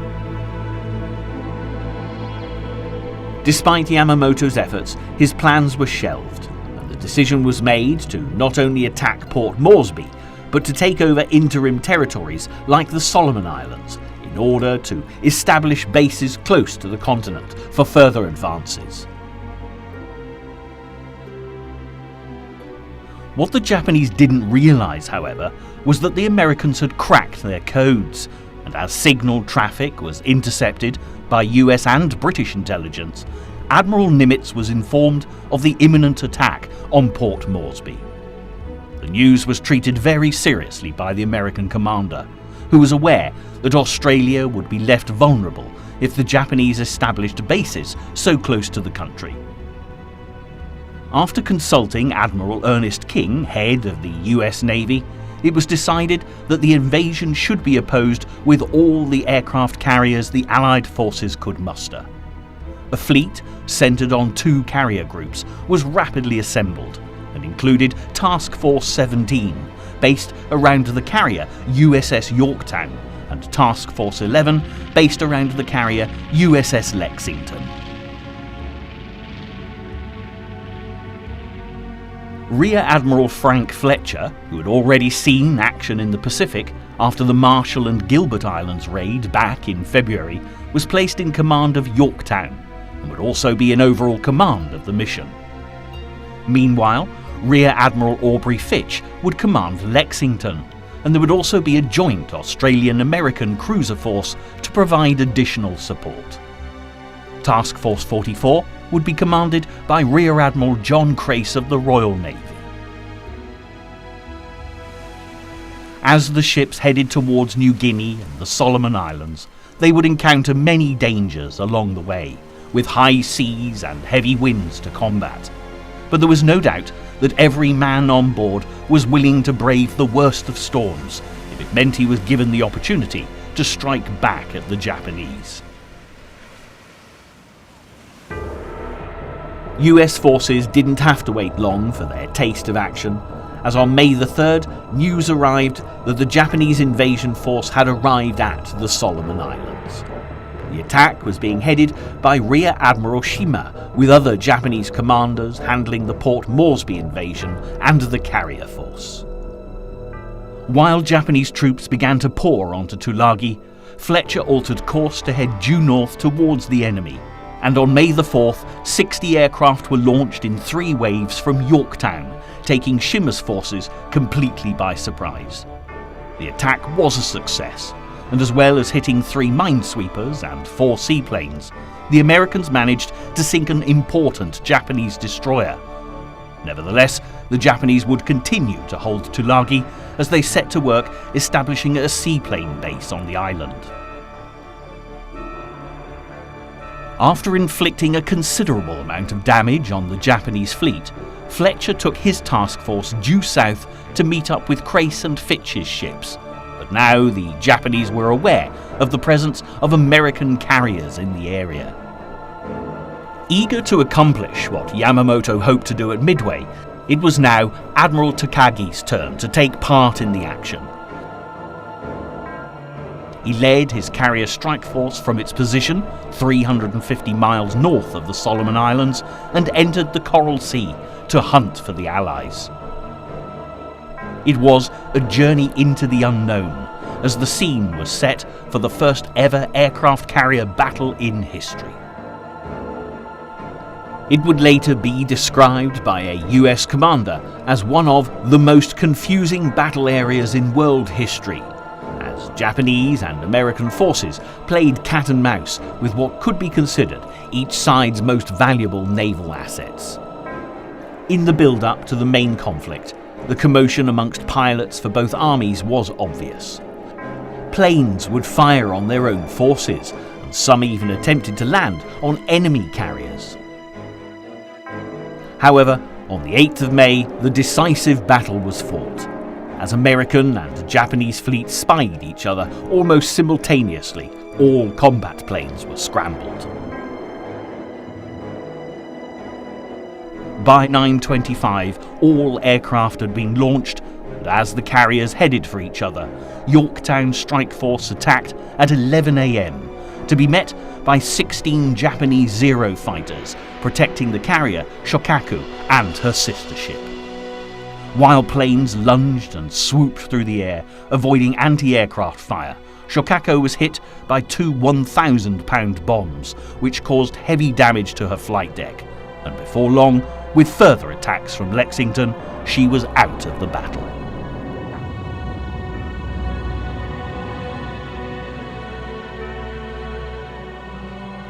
But the Japanese soon struck back, and 14 planes swept in to attack USS Lexington in a pincer movement. She was hit twice by torpedoes before dive bombers moved in, hitting the ship again. Meanwhile, a bomb exploded on Yorktown's deck, but while Fletcher's carrier would survive another day, Lexington would not be so lucky. With a ruptured fuel tank, the carrier was doomed, and as a series of dramatic explosions detonated within the massive ship, over 2,500 men rushed to escape, with other Allied craft attempting to pull them to safety. Despite the Americans feeling that they'd come off worse in this conflict, both sides had suffered massive losses. The damage to their carriers halted the Japanese invasion at Port Moresby, and bought the Allies some much-needed time to repair and regroup. It wouldn't be the last major sea battle their forces would face in the coming weeks. Although Yamamoto's superior fleet admiral Nagano had finally agreed to the attack on Midway, there were still disagreements between the Japanese naval commanders. Nagano had decided that Yamamoto should launch a separate mission at the same time as the Midway battle, to capture some sparsely inhabited volcanic islands, which extended over 1,000 miles west of the Alaskan peninsula. The Aleutian Islands lay far to the north of Midway, and Yamamoto realized that the extra mission would extend his vast battle zone to unmanageable proportions, but Nagano would not be dissuaded. The Aleutian Islands appeared to have little economic, military or strategic value because of their barren mountainous terrain and harsh weather. But seizing them would further extend the defence of Japan, and make it harder for ships to slip through the northern Pacific. There was also the hope that launching this second attack far from Midway might serve as a distraction, leading some American ships north and therefore weakening the US fleet. Meanwhile, far across the Pacific Ocean, the US Navy's Combat Intelligence Unit at Pearl Harbor had once again intercepted Japanese codes, and all Yamamoto's efforts at deception would be in vain. This also gave the US plenty of time to prepare, allowing them to turn Midway into a launching pad for their own attack into the heart of the Japanese fleet. Naval and air personnel were pulled from other commands, including forces from Pearl Harbor, as well as Fletcher's Task Force 17 from the Coral Sea. On top of these troop and equipment requisitions, Admiral Nimitz, who was in charge of the Allied defences, also requested the presence of renowned director John Ford and other photographers. They would go on to capture some of the most memorable footage of combat in the Pacific theatre. By May 30th, all US preparations were complete, and it was merely a matter of time before the Japanese attack force came within range.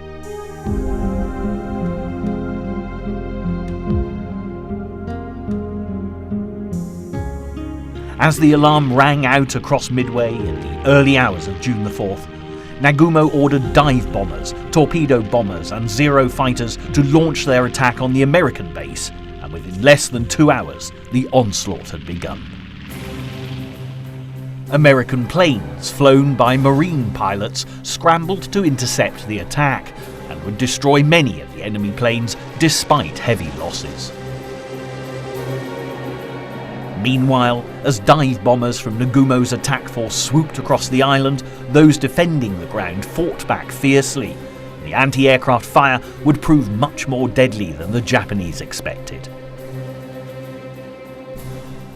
Despite heavy damage to aircraft hangars and fuel storage depots, as the first wave of Imperial forces retreated, the Americans launched a counterattack, sending 2 torpedo squadrons heading straight for the Japanese carriers.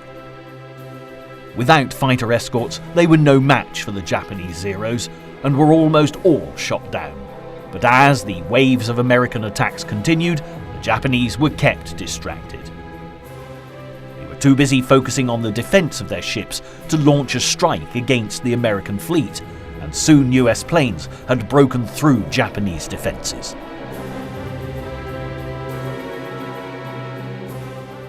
The Enterprise Air Group hit 2 carriers, including Nagumo's, while Yorktown's bombers attacked a third. Before long, there was only 1 Japanese carrier still operational, and she counterattacked, sending a wave of dive bombers towards Yorktown. However, the Allied ship was far better prepared than her Japanese counterpart, and despite fires breaking out across the decks, they were controlled, and many of the enemy fighters were shot down. While a second wave of Japanese bombers headed for the American carrier, Rear Admiral Spruance launched a final strike on the Japanese fleet with 40 dive bombers. Within an hour, they found the last Japanese carrier. Despite several attempts to defend her, American planes delivered a deadly blow, which left her ablaze and sinking. As the smoke cleared and survivors were pulled from the water, it became clear that while Allied casualties registered in the hundreds, Imperial losses were in the thousands. Combined with the bulk of the Japanese carriers being eliminated, the Empire of the Rising Sun had suffered far worse.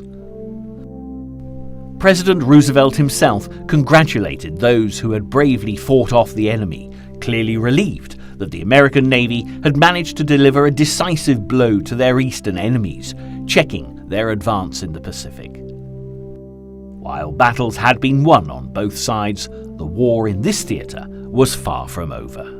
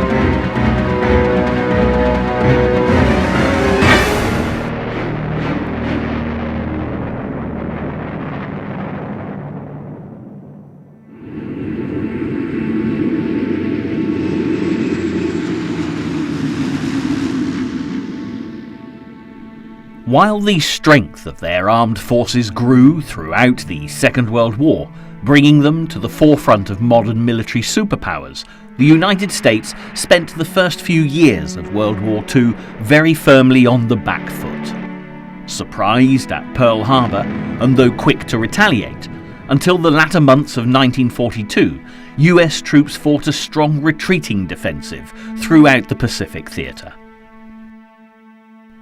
However, after the Battle of Midway, which saw the repaired and regrouped American fleet destroy most of the Japanese aircraft carriers and a large portion of their combat shipping, things started to change.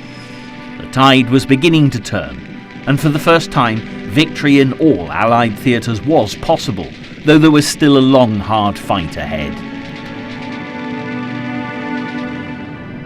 The battle that would ultimately stick in the minds of many an American citizen and serviceman was the Battle of Iwo Jima. It marked a decisive victory for the Allied forces and one of many losses for the Japanese war machine, a level that simply could not be sustained. Before this battle could be fought and won, however, there were other territories to retake and some promises to fulfill.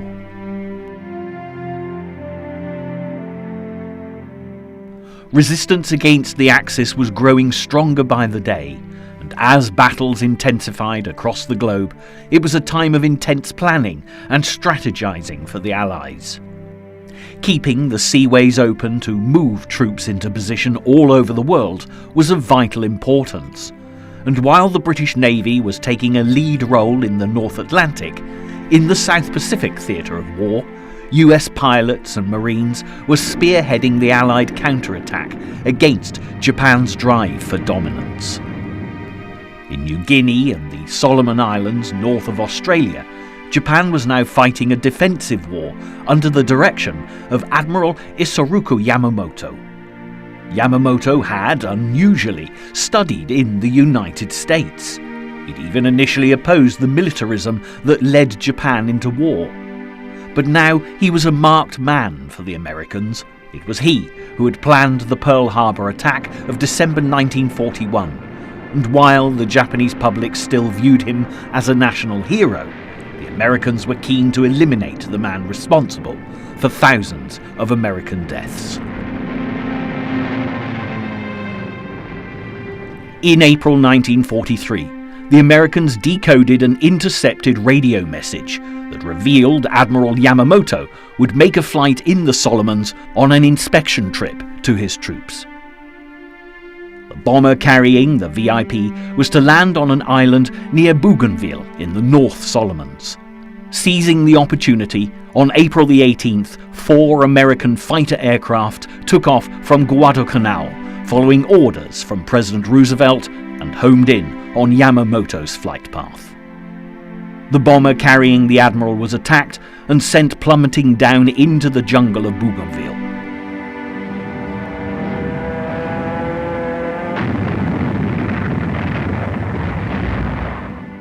Yamamoto's body was later recovered by a Japanese search party, but Tokyo did not announce his death until weeks later, for fear it would affect morale. Despite this moral and strategic victory, however, the Americans were likewise unable to announce the truth right away.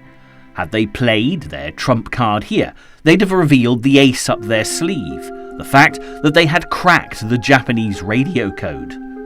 Keeping this secret alive let the Allies continue to lay bare the all-important plans of Japan's military, allowing for far more effective defensive and counterattacks from the Allies. The strike rate against Japanese vessels rose dramatically through 1943, as the Americans targeted both military and merchant shipping, and even fishing fleets.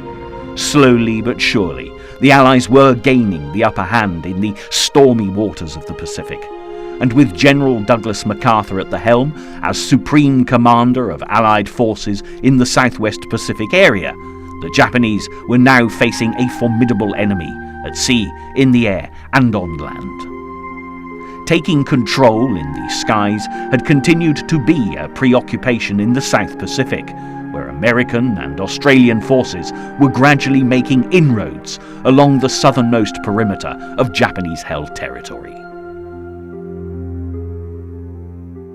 One major target was the island of Rabaul, but it was very heavily entrenched with Japanese forces. To counter this, MacArthur employed an island-hopping strategy over the coming months. Instead of steamrolling his troops into the formidable Japanese defences, he utilised America's now dominant aerial and naval forces to move from island to island, defeating the weaker garrisons and isolating the stronger ones. This strategy worked very well, with more and more territory falling to the Allied advance. The Japanese were still firmly holed up in certain island strongholds, but even their strength on Rabaul wouldn't help against the superior tactics of the Americans. On the 1st of November, US soldiers from the 3rd Marine Division landed in Empress Augusta Bay on the Solomon Island of Bougainville.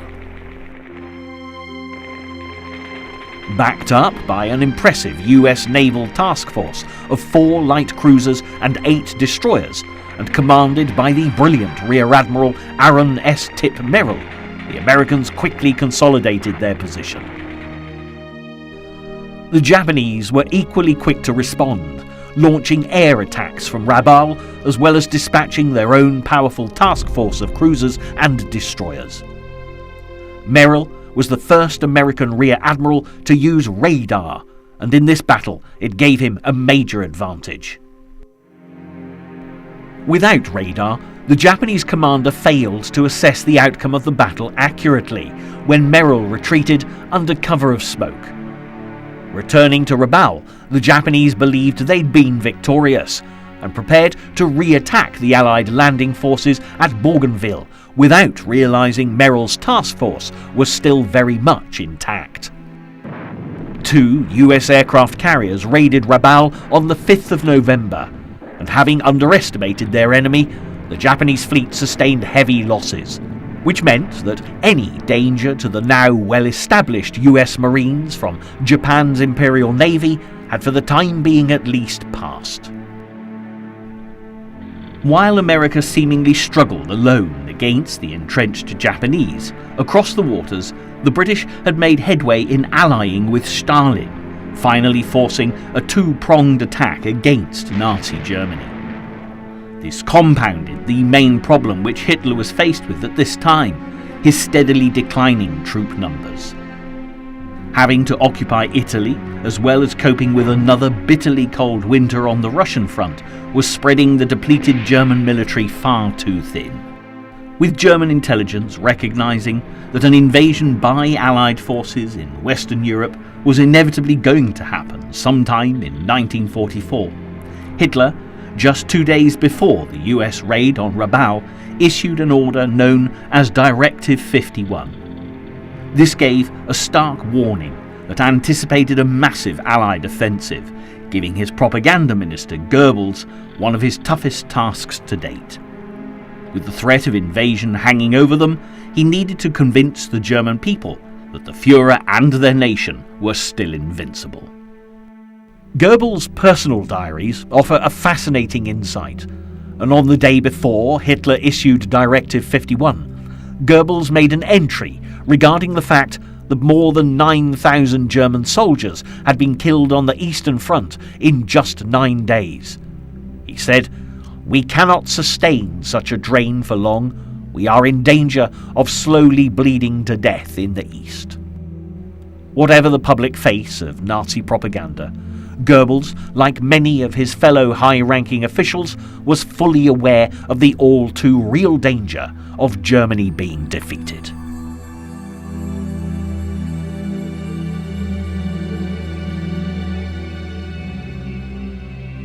Without doubt, the Nazi propaganda machine was being stretched to the full by the events in Western Europe and Russia. However, the Japanese government was even more determined that the people of Japan should believe that their brave imperial warriors were victorious in every campaign of the Pacific Offensive. There were of course plenty of occasions when they did score direct hits against the Allies, particularly out at sea. On the 19th of November, the Japanese Navy sunk the USS Sculpin, a Sargo-class submarine. Appropriately named after a remarkably stealthy fish that can survive out of water as well as in it, and capable of inflicting a painful sting, the sinking of the Sculpin was a major blow to the American Navy. Yet the Japanese missed a golden opportunity to gain intelligence regarding the devastating attack the Allies were planning for the very next day on the 3 atolls in the Gilbert Islands, Makin, Tarawa and Abomana. Aboard the Sculpin was Captain John P. Cromwell, who'd been fully briefed on the offensive to take the Gilbert Islands, codenamed Operation Galvanic. This made him a prime target for the Japanese, who would have undoubtedly, had he been captured, been able to extract vital information about the operation via torture methods. Aware of this, when the submarine was first hit and the commander killed, Cromwell took the initiative to go down with the ship. He was posthumously awarded the Medal of Honor for devotion to his country and fellow servicemen. Silver linings like this were found in many small conflicts during the war up to this point. True victories were much harder to come by. However, things were about to change dramatically. Strategically, the Gilbert Islands were of vital importance as the Allies increased their operations from the mid-Pacific to the Philippines and prepared to advance on Japan.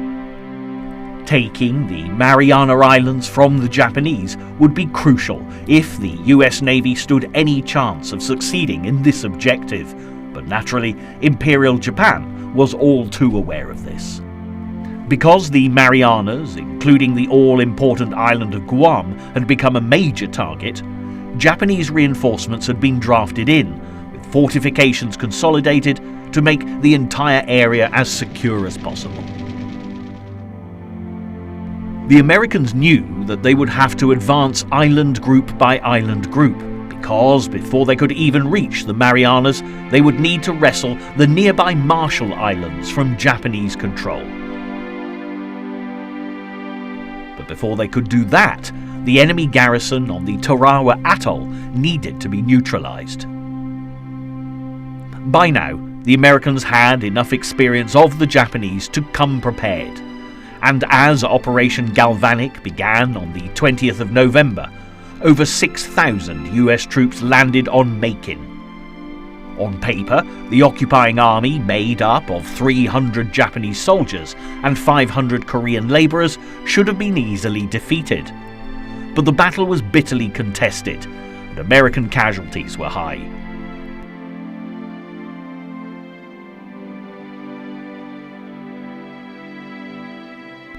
It was a costly operation in other respects too, as the US escort carrier Liscombe Bay was torpedoed, killing 644 of the 900 crew. Then an accident aboard the US battleship Mississippi during the pre-landing bombardment of Makin, when the turret exploded, resulted in a further 43 American deaths. The people of Makin were nevertheless delighted to greet their US liberators, offering coconuts as a token of their gratitude. With Makin secure, American troops began their assault on Tarawa Atoll. Again, about 6,000 of them, but there were 5,000 Japanese soldiers laying in wait for them.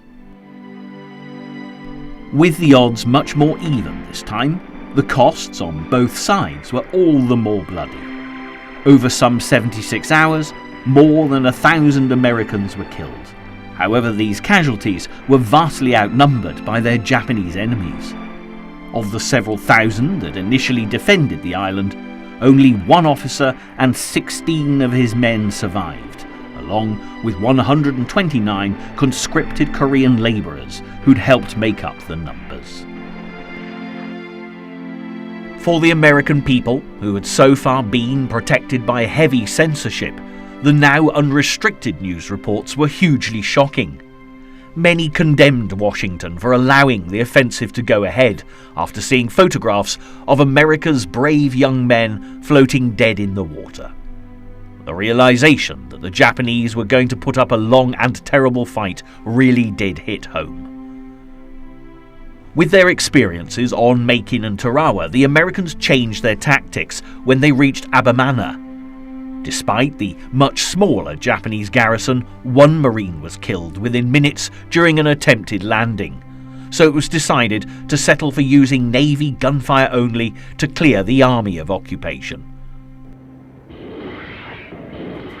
It was certainly effective, but not in terms of direct hits. Because of the 25 Japanese defenders, only 14 had been killed by gunfire. The rest had committed suicide. While certainly small, victories like this were taking place for the Allies across the world. There were many major offensives like the bombing of Berlin and the continuing Italian campaign, but the little events were beginning to play a huge part too.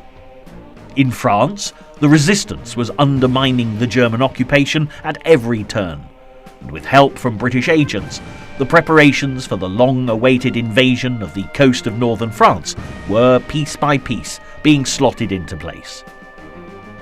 Pulling all of the various elements of the Allied push for victory together was far from being an easy task. Meetings between the Allied leaders were incredibly difficult to orchestrate. A prime example of this was the Cairo Conference, held between the 22nd and the 26th of November. Winston Churchill, the British Prime Minister, and America's President Roosevelt met with China's Chiang Kai-shek to discuss the Allied position against the Japanese.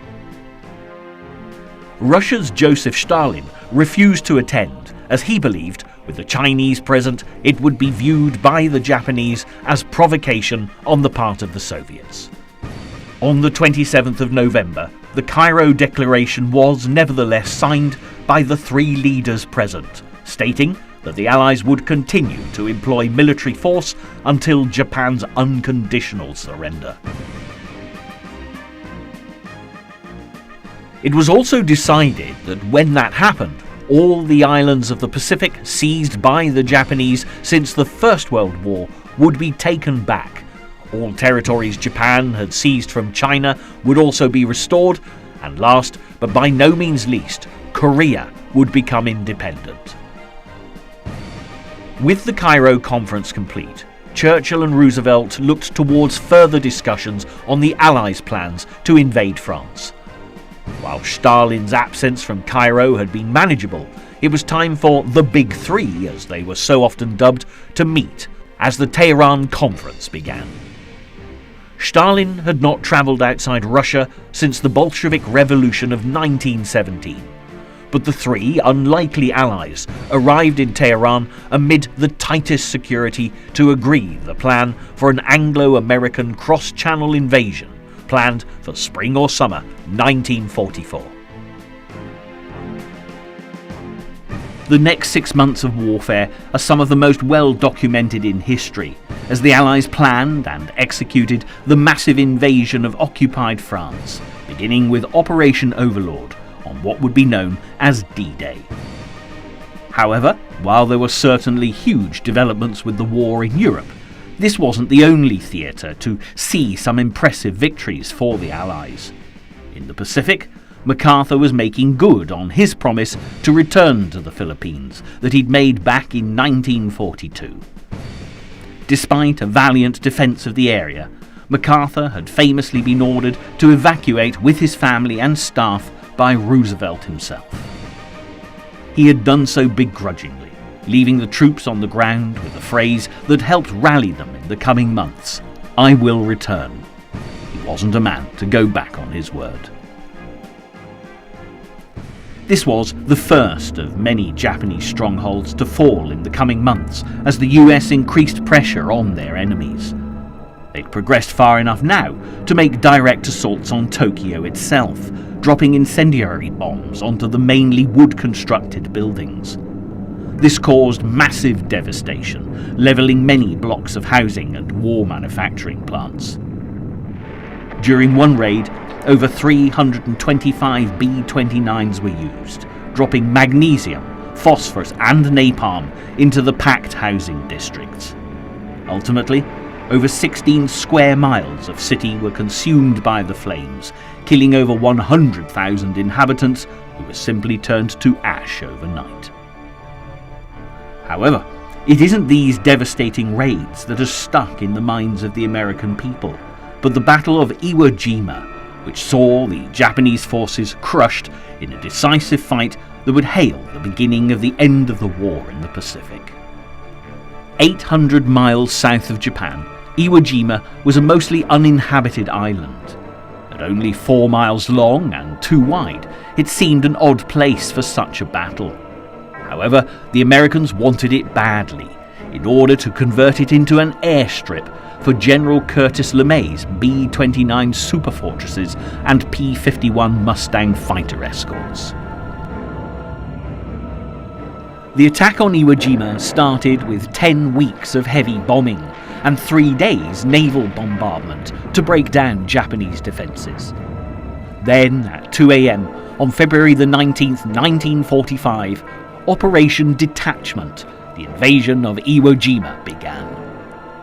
As a storm of high explosives and steel lashed the island, 70,000 US Marines braced themselves for an assault landing, and just before 9 a.m, the first waves of US Marines hit the beach. Much to their surprise, they found no sign of the enemy, and for a brief moment they thought that the weeks of bombing and shelling had destroyed the Japanese defences.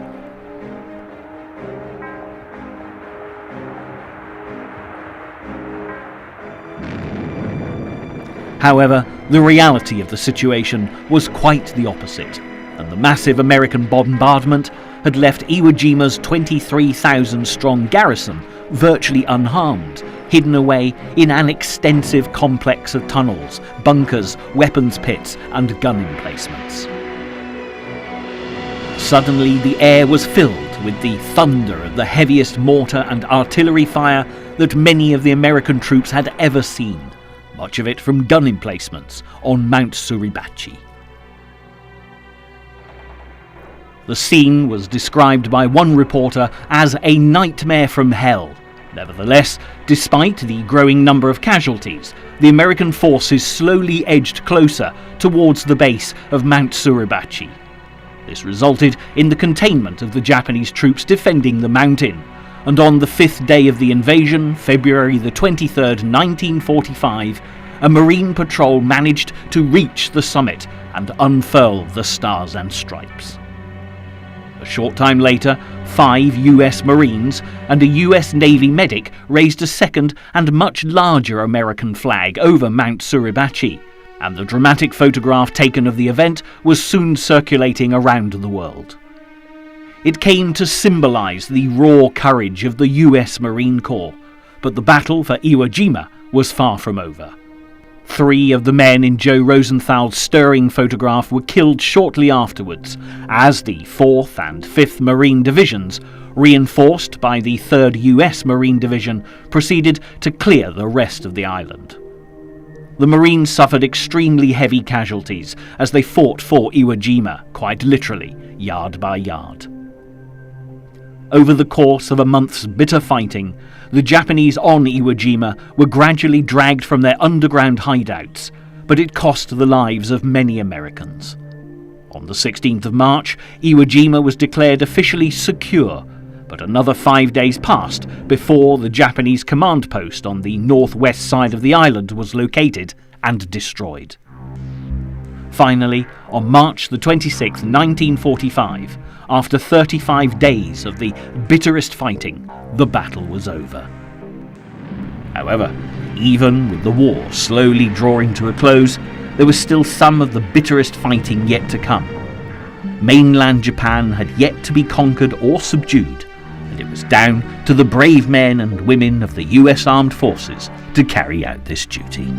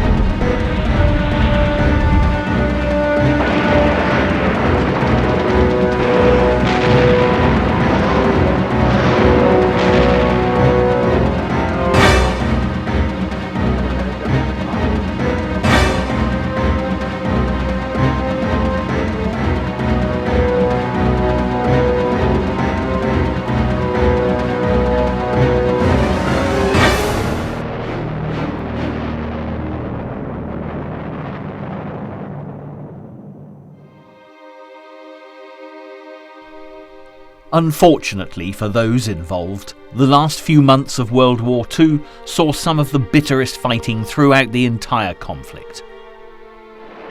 As Hitler's Nazi troops continued their retreating action into the heart of Berlin, the Americans were pushing back the heavily entrenched Japanese forces island by island, but with terrible losses.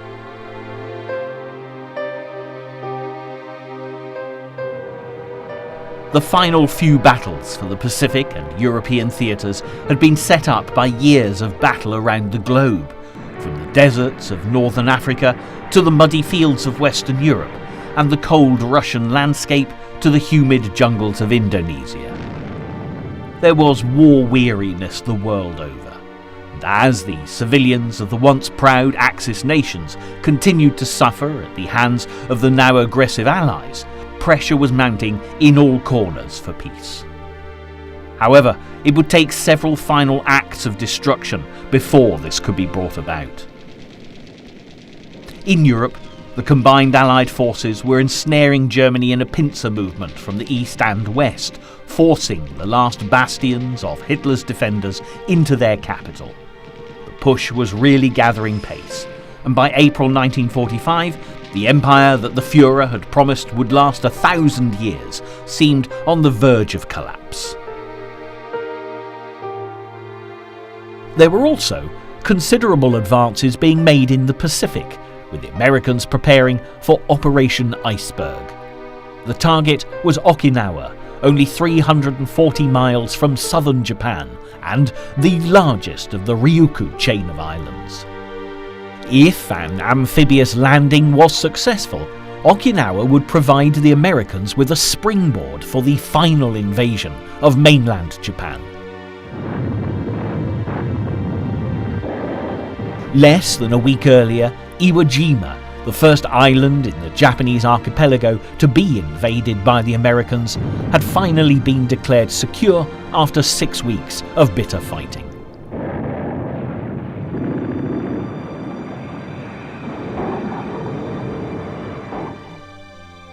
Immortalised by photographs and film showing US Marines and a US Navy medic raising the Stars and Stripes on top of Mount Suribachi 5 days after the first landings on 19th of February 1945, the Iwo Jima fighting had cost the lives of 6,825 American and 21,703 Japanese soldiers.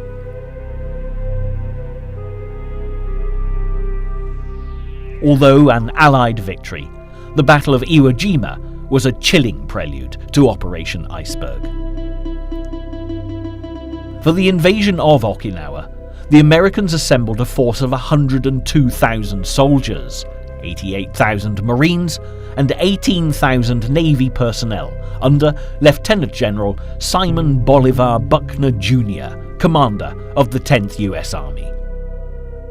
Supporting Buckner's troops was a massive fleet of 1,600 ships, including 40 aircraft carriers, 18 battleships, 32 cruisers, and 200 destroyers. The warships lying offshore and carrier-borne aircraft were at battle stations, ready to blast Okinawa into submission.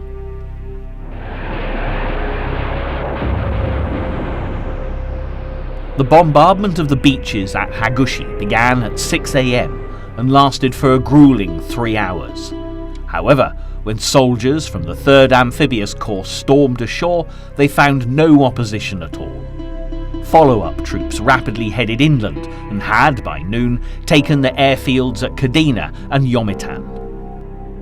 By nightfall, the 10th Army had more than 60,000 men ashore, and the beachhead was now 9 miles wide.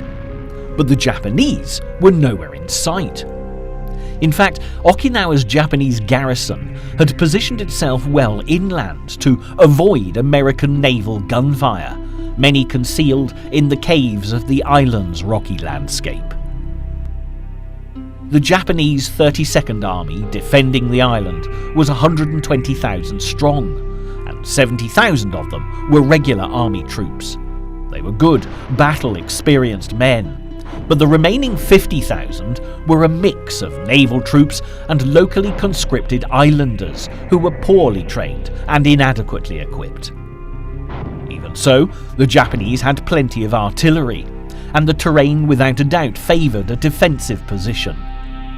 At 60 miles long, being an average 8 miles wide, much of Okinawa was made up of hills covered with pine forests and thick undergrowth. Renowned for constructing strong and well-concealed defensive positions, the Japanese were ready and waiting for the enemy as the battle for Okinawa commenced. But by April the 3rd, the Americans had reached the eastern shore, effectively splitting the Japanese forces on Okinawa in two. General Buckner quickly initiated Phase 2 of his plan, the objective of which was to take the northern half of the island. The 6th Marine Division advanced towards the Motobu Peninsula on the western side of the island, where they encountered Japanese troops defending a natural fortress of wooded ridges and ravines.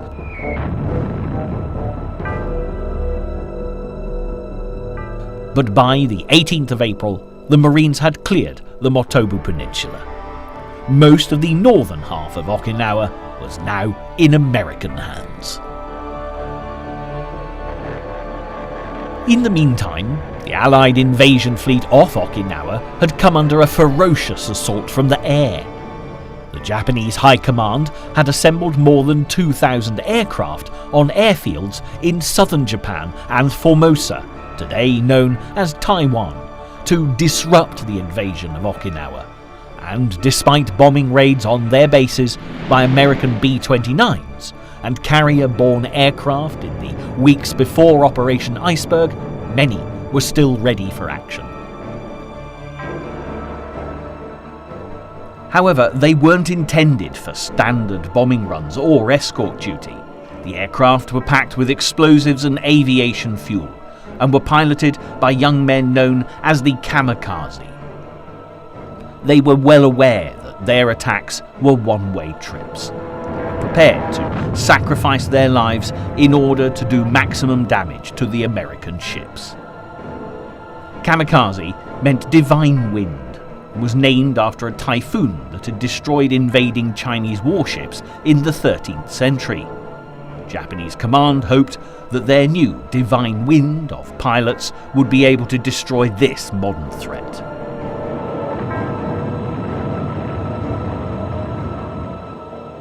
On April the 6th, 1945, the Japanese Operation Chrysanthemum began with massed kamikaze attacks on the Allied invasion fleet. Although fired up with fanatical devotion to their emperor, most of the kamikaze pilots were novices, and Allied fighters managed to shoot dozens of them down well before they had a chance to do any damage. But there were plenty of kamikaze who did succeed in breaking through, and for 2 days, anti-aircraft gunners on board Allied warships fought desperately to knock them out of the sky.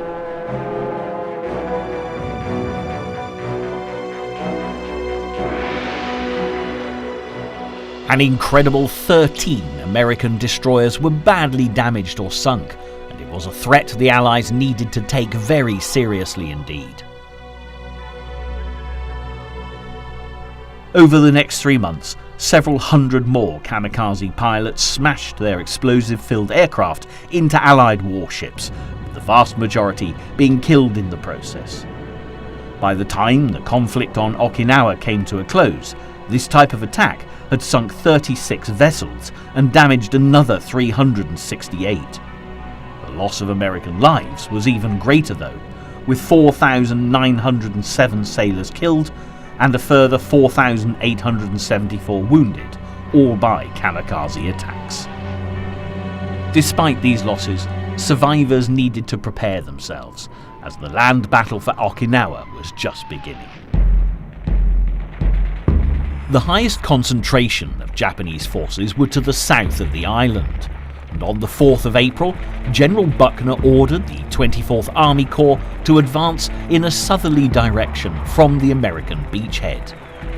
As the 7th and 96th Infantry Divisions pushed on towards Shuri, Okinawa's ancient capital, they met fierce resistance from Japanese troops defending a position the Americans had christened Cactus Ridge. There was a bitter hand-to-hand struggle for Cactus Ridge, but by the 9th of April, the Japanese had been toppled from their vantage point, but at a high price, with 1,500 American casualties. But the way to Shuri was still barred by Japanese defenders along the Kazuku Ridge, and the fierce fighting continued until superior American firepower forced the island's defenders to call off further attacks. Even so, Buckner's advance had stalled, and the fight for Okinawa was anything but over. While the fighting across the island intensified, the war in Europe finally came to a close. On the 2nd of May 1945, the remaining German military, now without their illustrious Führer, capitulated to the Russians, sending a signal to all those involved that the end of the Second World War was in sight. Elsewhere in the Pacific, the British had forced their way through imperial defences in Burma, finally taking Rangoon. The Japanese mainland was also being attacked with little opposition, and in the Philippines, American troops, led by General Douglas MacArthur, had managed to contain more than 200,000 Japanese soldiers on the islands of Mindanao and Luzon. Again, resistance was fierce as the Japanese fought bitterly to hang on to their mountain strongholds. But on the 26th of June, MacArthur was finally able to declare that the Philippines campaign was over. Ironically, it was also late June, the 22nd to be precise, that the Okinawa campaign was declared officially over. It had lasted a grueling 87 days, and more than 100,000 Japanese soldiers had perished in the fighting, with at least another 7,000, mostly local conscripts, taken prisoner. A further 100,000 Okinawan civilians are also thought to have died during the fighting. Although victorious, the Americans paid a terrible price, suffering more than 50,000 casualties with at least 12,000 fatalities. Figures like this really hit home that despite the war in the European theatre being over for more than 6 weeks, World War II was still very much continuing. The Japanese had repeatedly served notice that concluding the fighting in the Pacific was going to take all the Allies' resolve to see it through. However, there was an alternative to continued island-hopping invasions. A new technology was being trialled in the United States, one so devastating as to cause any nation it was used against to have no option but to capitulate. Secretly, since 1939, America had, in cooperation with the UK and Canada, been working on the Manhattan Project. Based on Einstein's work in nuclear fission, scientists had been diligently performing research with his theories, and on the 16th of July, a breakthrough was made.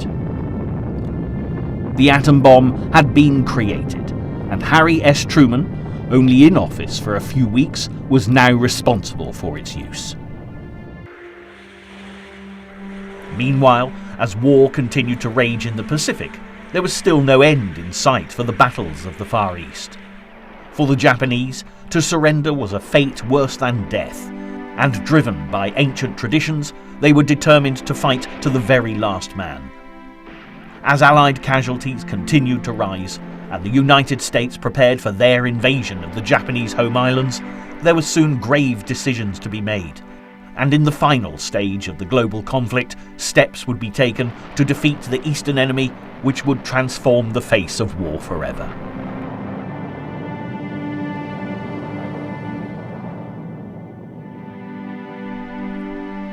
However, the nuclear option wasn't the only one being considered.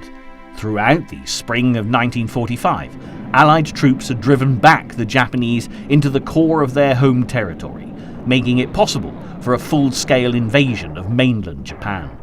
With this in mind, Plans were put together for a massive operation known as Downfall. Japan was an archipelago made up of thousands of mountainous and volcanic islands, making the invasion a daunting prospect. Of the 4 main islands, Honshu, Hokkaido, Kyushu and Shikoku, there were few areas suitable for invasion. Only the beaches on the Kanto plain of Honshu, southwest and southeast of Tokyo, and the beaches of Kyushu presented suitable attack zones. The Allies decided that a 2-stage invasion should be launched, the first of which, codenamed Operation Olympic, would attack southern Kyushu. After building air bases here, cover would then be provided for the next step, Operation Coronet, which was the attack on Tokyo Bay on Honshu.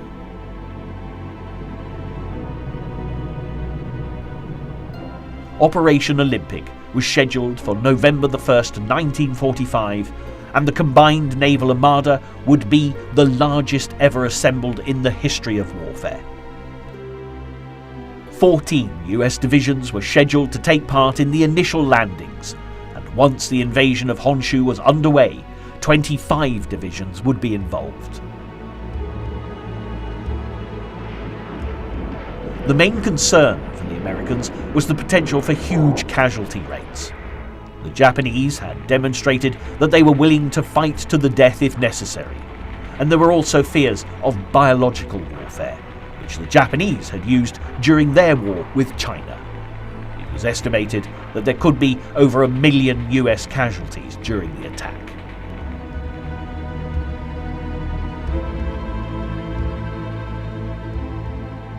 In the first 6 months of 1945, US casualties in the Pacific had exceeded those suffered during the previous 3 years put together, and put Allied commanders in no doubt that any attempt at invading the home islands would indeed lead to not thousands, but possibly millions of casualties. As Operation Downfall was begrudgingly put together, President Truman and his generals were faced with an incredibly tough decision. Commit the combined air, naval and ground forces of the American military to a long drawn-out campaign against an enemy that for all intents and purposes had lost but was unwilling to admit so, potentially losing hundreds of thousands if not millions of lives, or commit one of the most devastating acts of violence the world would ever see by using the atomic bomb. The latter option, while horrendous in its destruction, would shorten the war and massively reduce American casualties, which Truman was keen to do. The decision was made.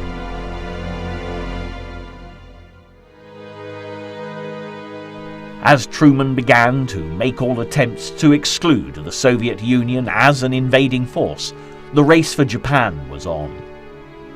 At 20th Air Force Headquarters in the Marianas, Curtis LeMay and his staff worked around the clock to devise a plan for the use of the new top-secret weapon against the enemy. The Soviets, in the meantime, were gathering forces on the border with Manchuria in southeast China, in preparation for their agreed invasion of Japanese territory, scheduled for August the 8th, exactly 3 months after the surrender of Nazi Germany. 2 days before the proposed invasion, the Allies received an inscrutable message from the Japanese Prime Minister. This was the final gesture of defiance for Truman, who ordered that a B-29 named the Enola Gay, after the pilot's mother, be loaded with the atomic bomb. It took off from the main runway on the island of Tinian and set off for its target, an important military centre called Hiroshima, civilian population 300,000. It was a calm, sunny Monday morning, and the city was bustling with activity, when at 8:15 a.m. the bomb was suddenly dropped.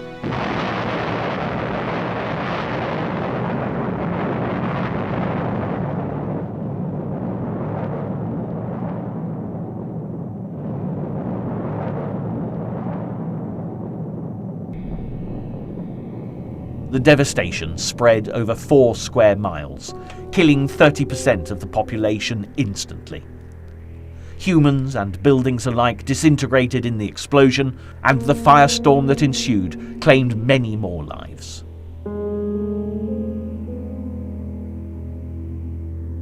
All that was left of Hiroshima by the time the smoke had cleared was a wasteland of flattened streets, many of its inhabitants now nothing but shadows, burnt into crumbling walls by the blast of white light.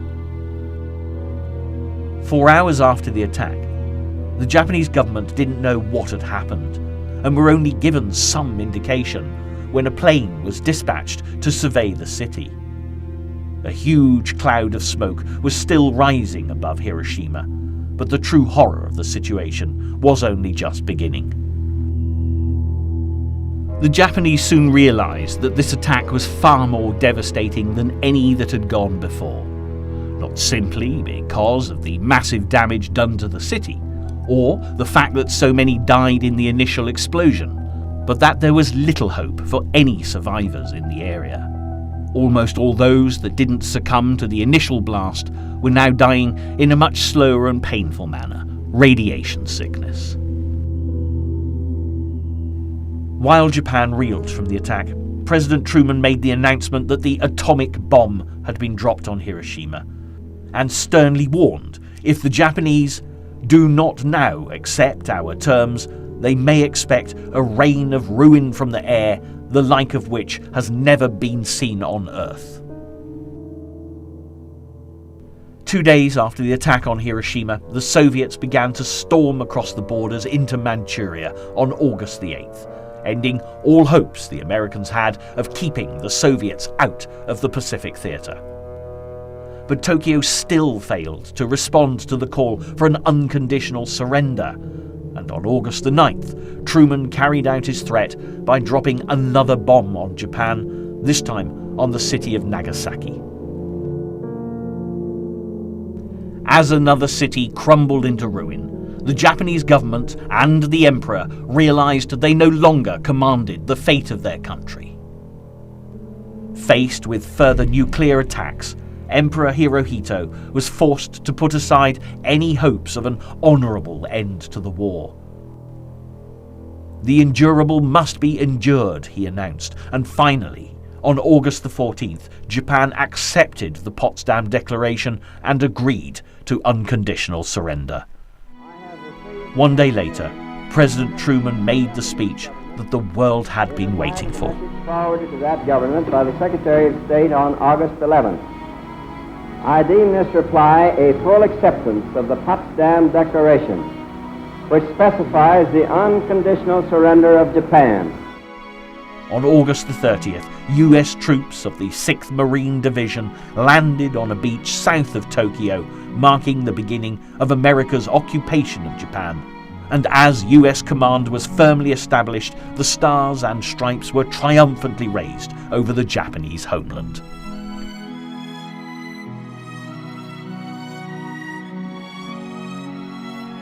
Representing the Emperor Hirohito, the Japanese Foreign Minister Shigemitsu formally surrendered for his country and committed Japan to the complete disarmament and surrender of all military forces.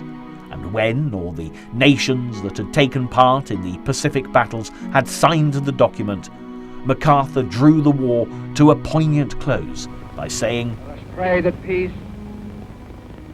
be now restored to the world, and that God will preserve it always." The Second World War officially came to an end at 9:08 on September the 2nd, 1945. Across the Pacific and Southeast Asia, the Japanese now laid down their arms. On September the 4th, Imperial forces surrendered on Wake Island, 3 years and 4 months after the Americans had been driven from its shores. And so ended the largest conflict the world has ever known. Millions had died, and territory and cities were scarred from a conflict that raged for almost 6 years across many countries and continents. It was the dawn of a brave new world. And while we have echoes of this long drawn-out war even today, as long as we continue to remember the mistakes of our past, we stand a good chance of not repeating them.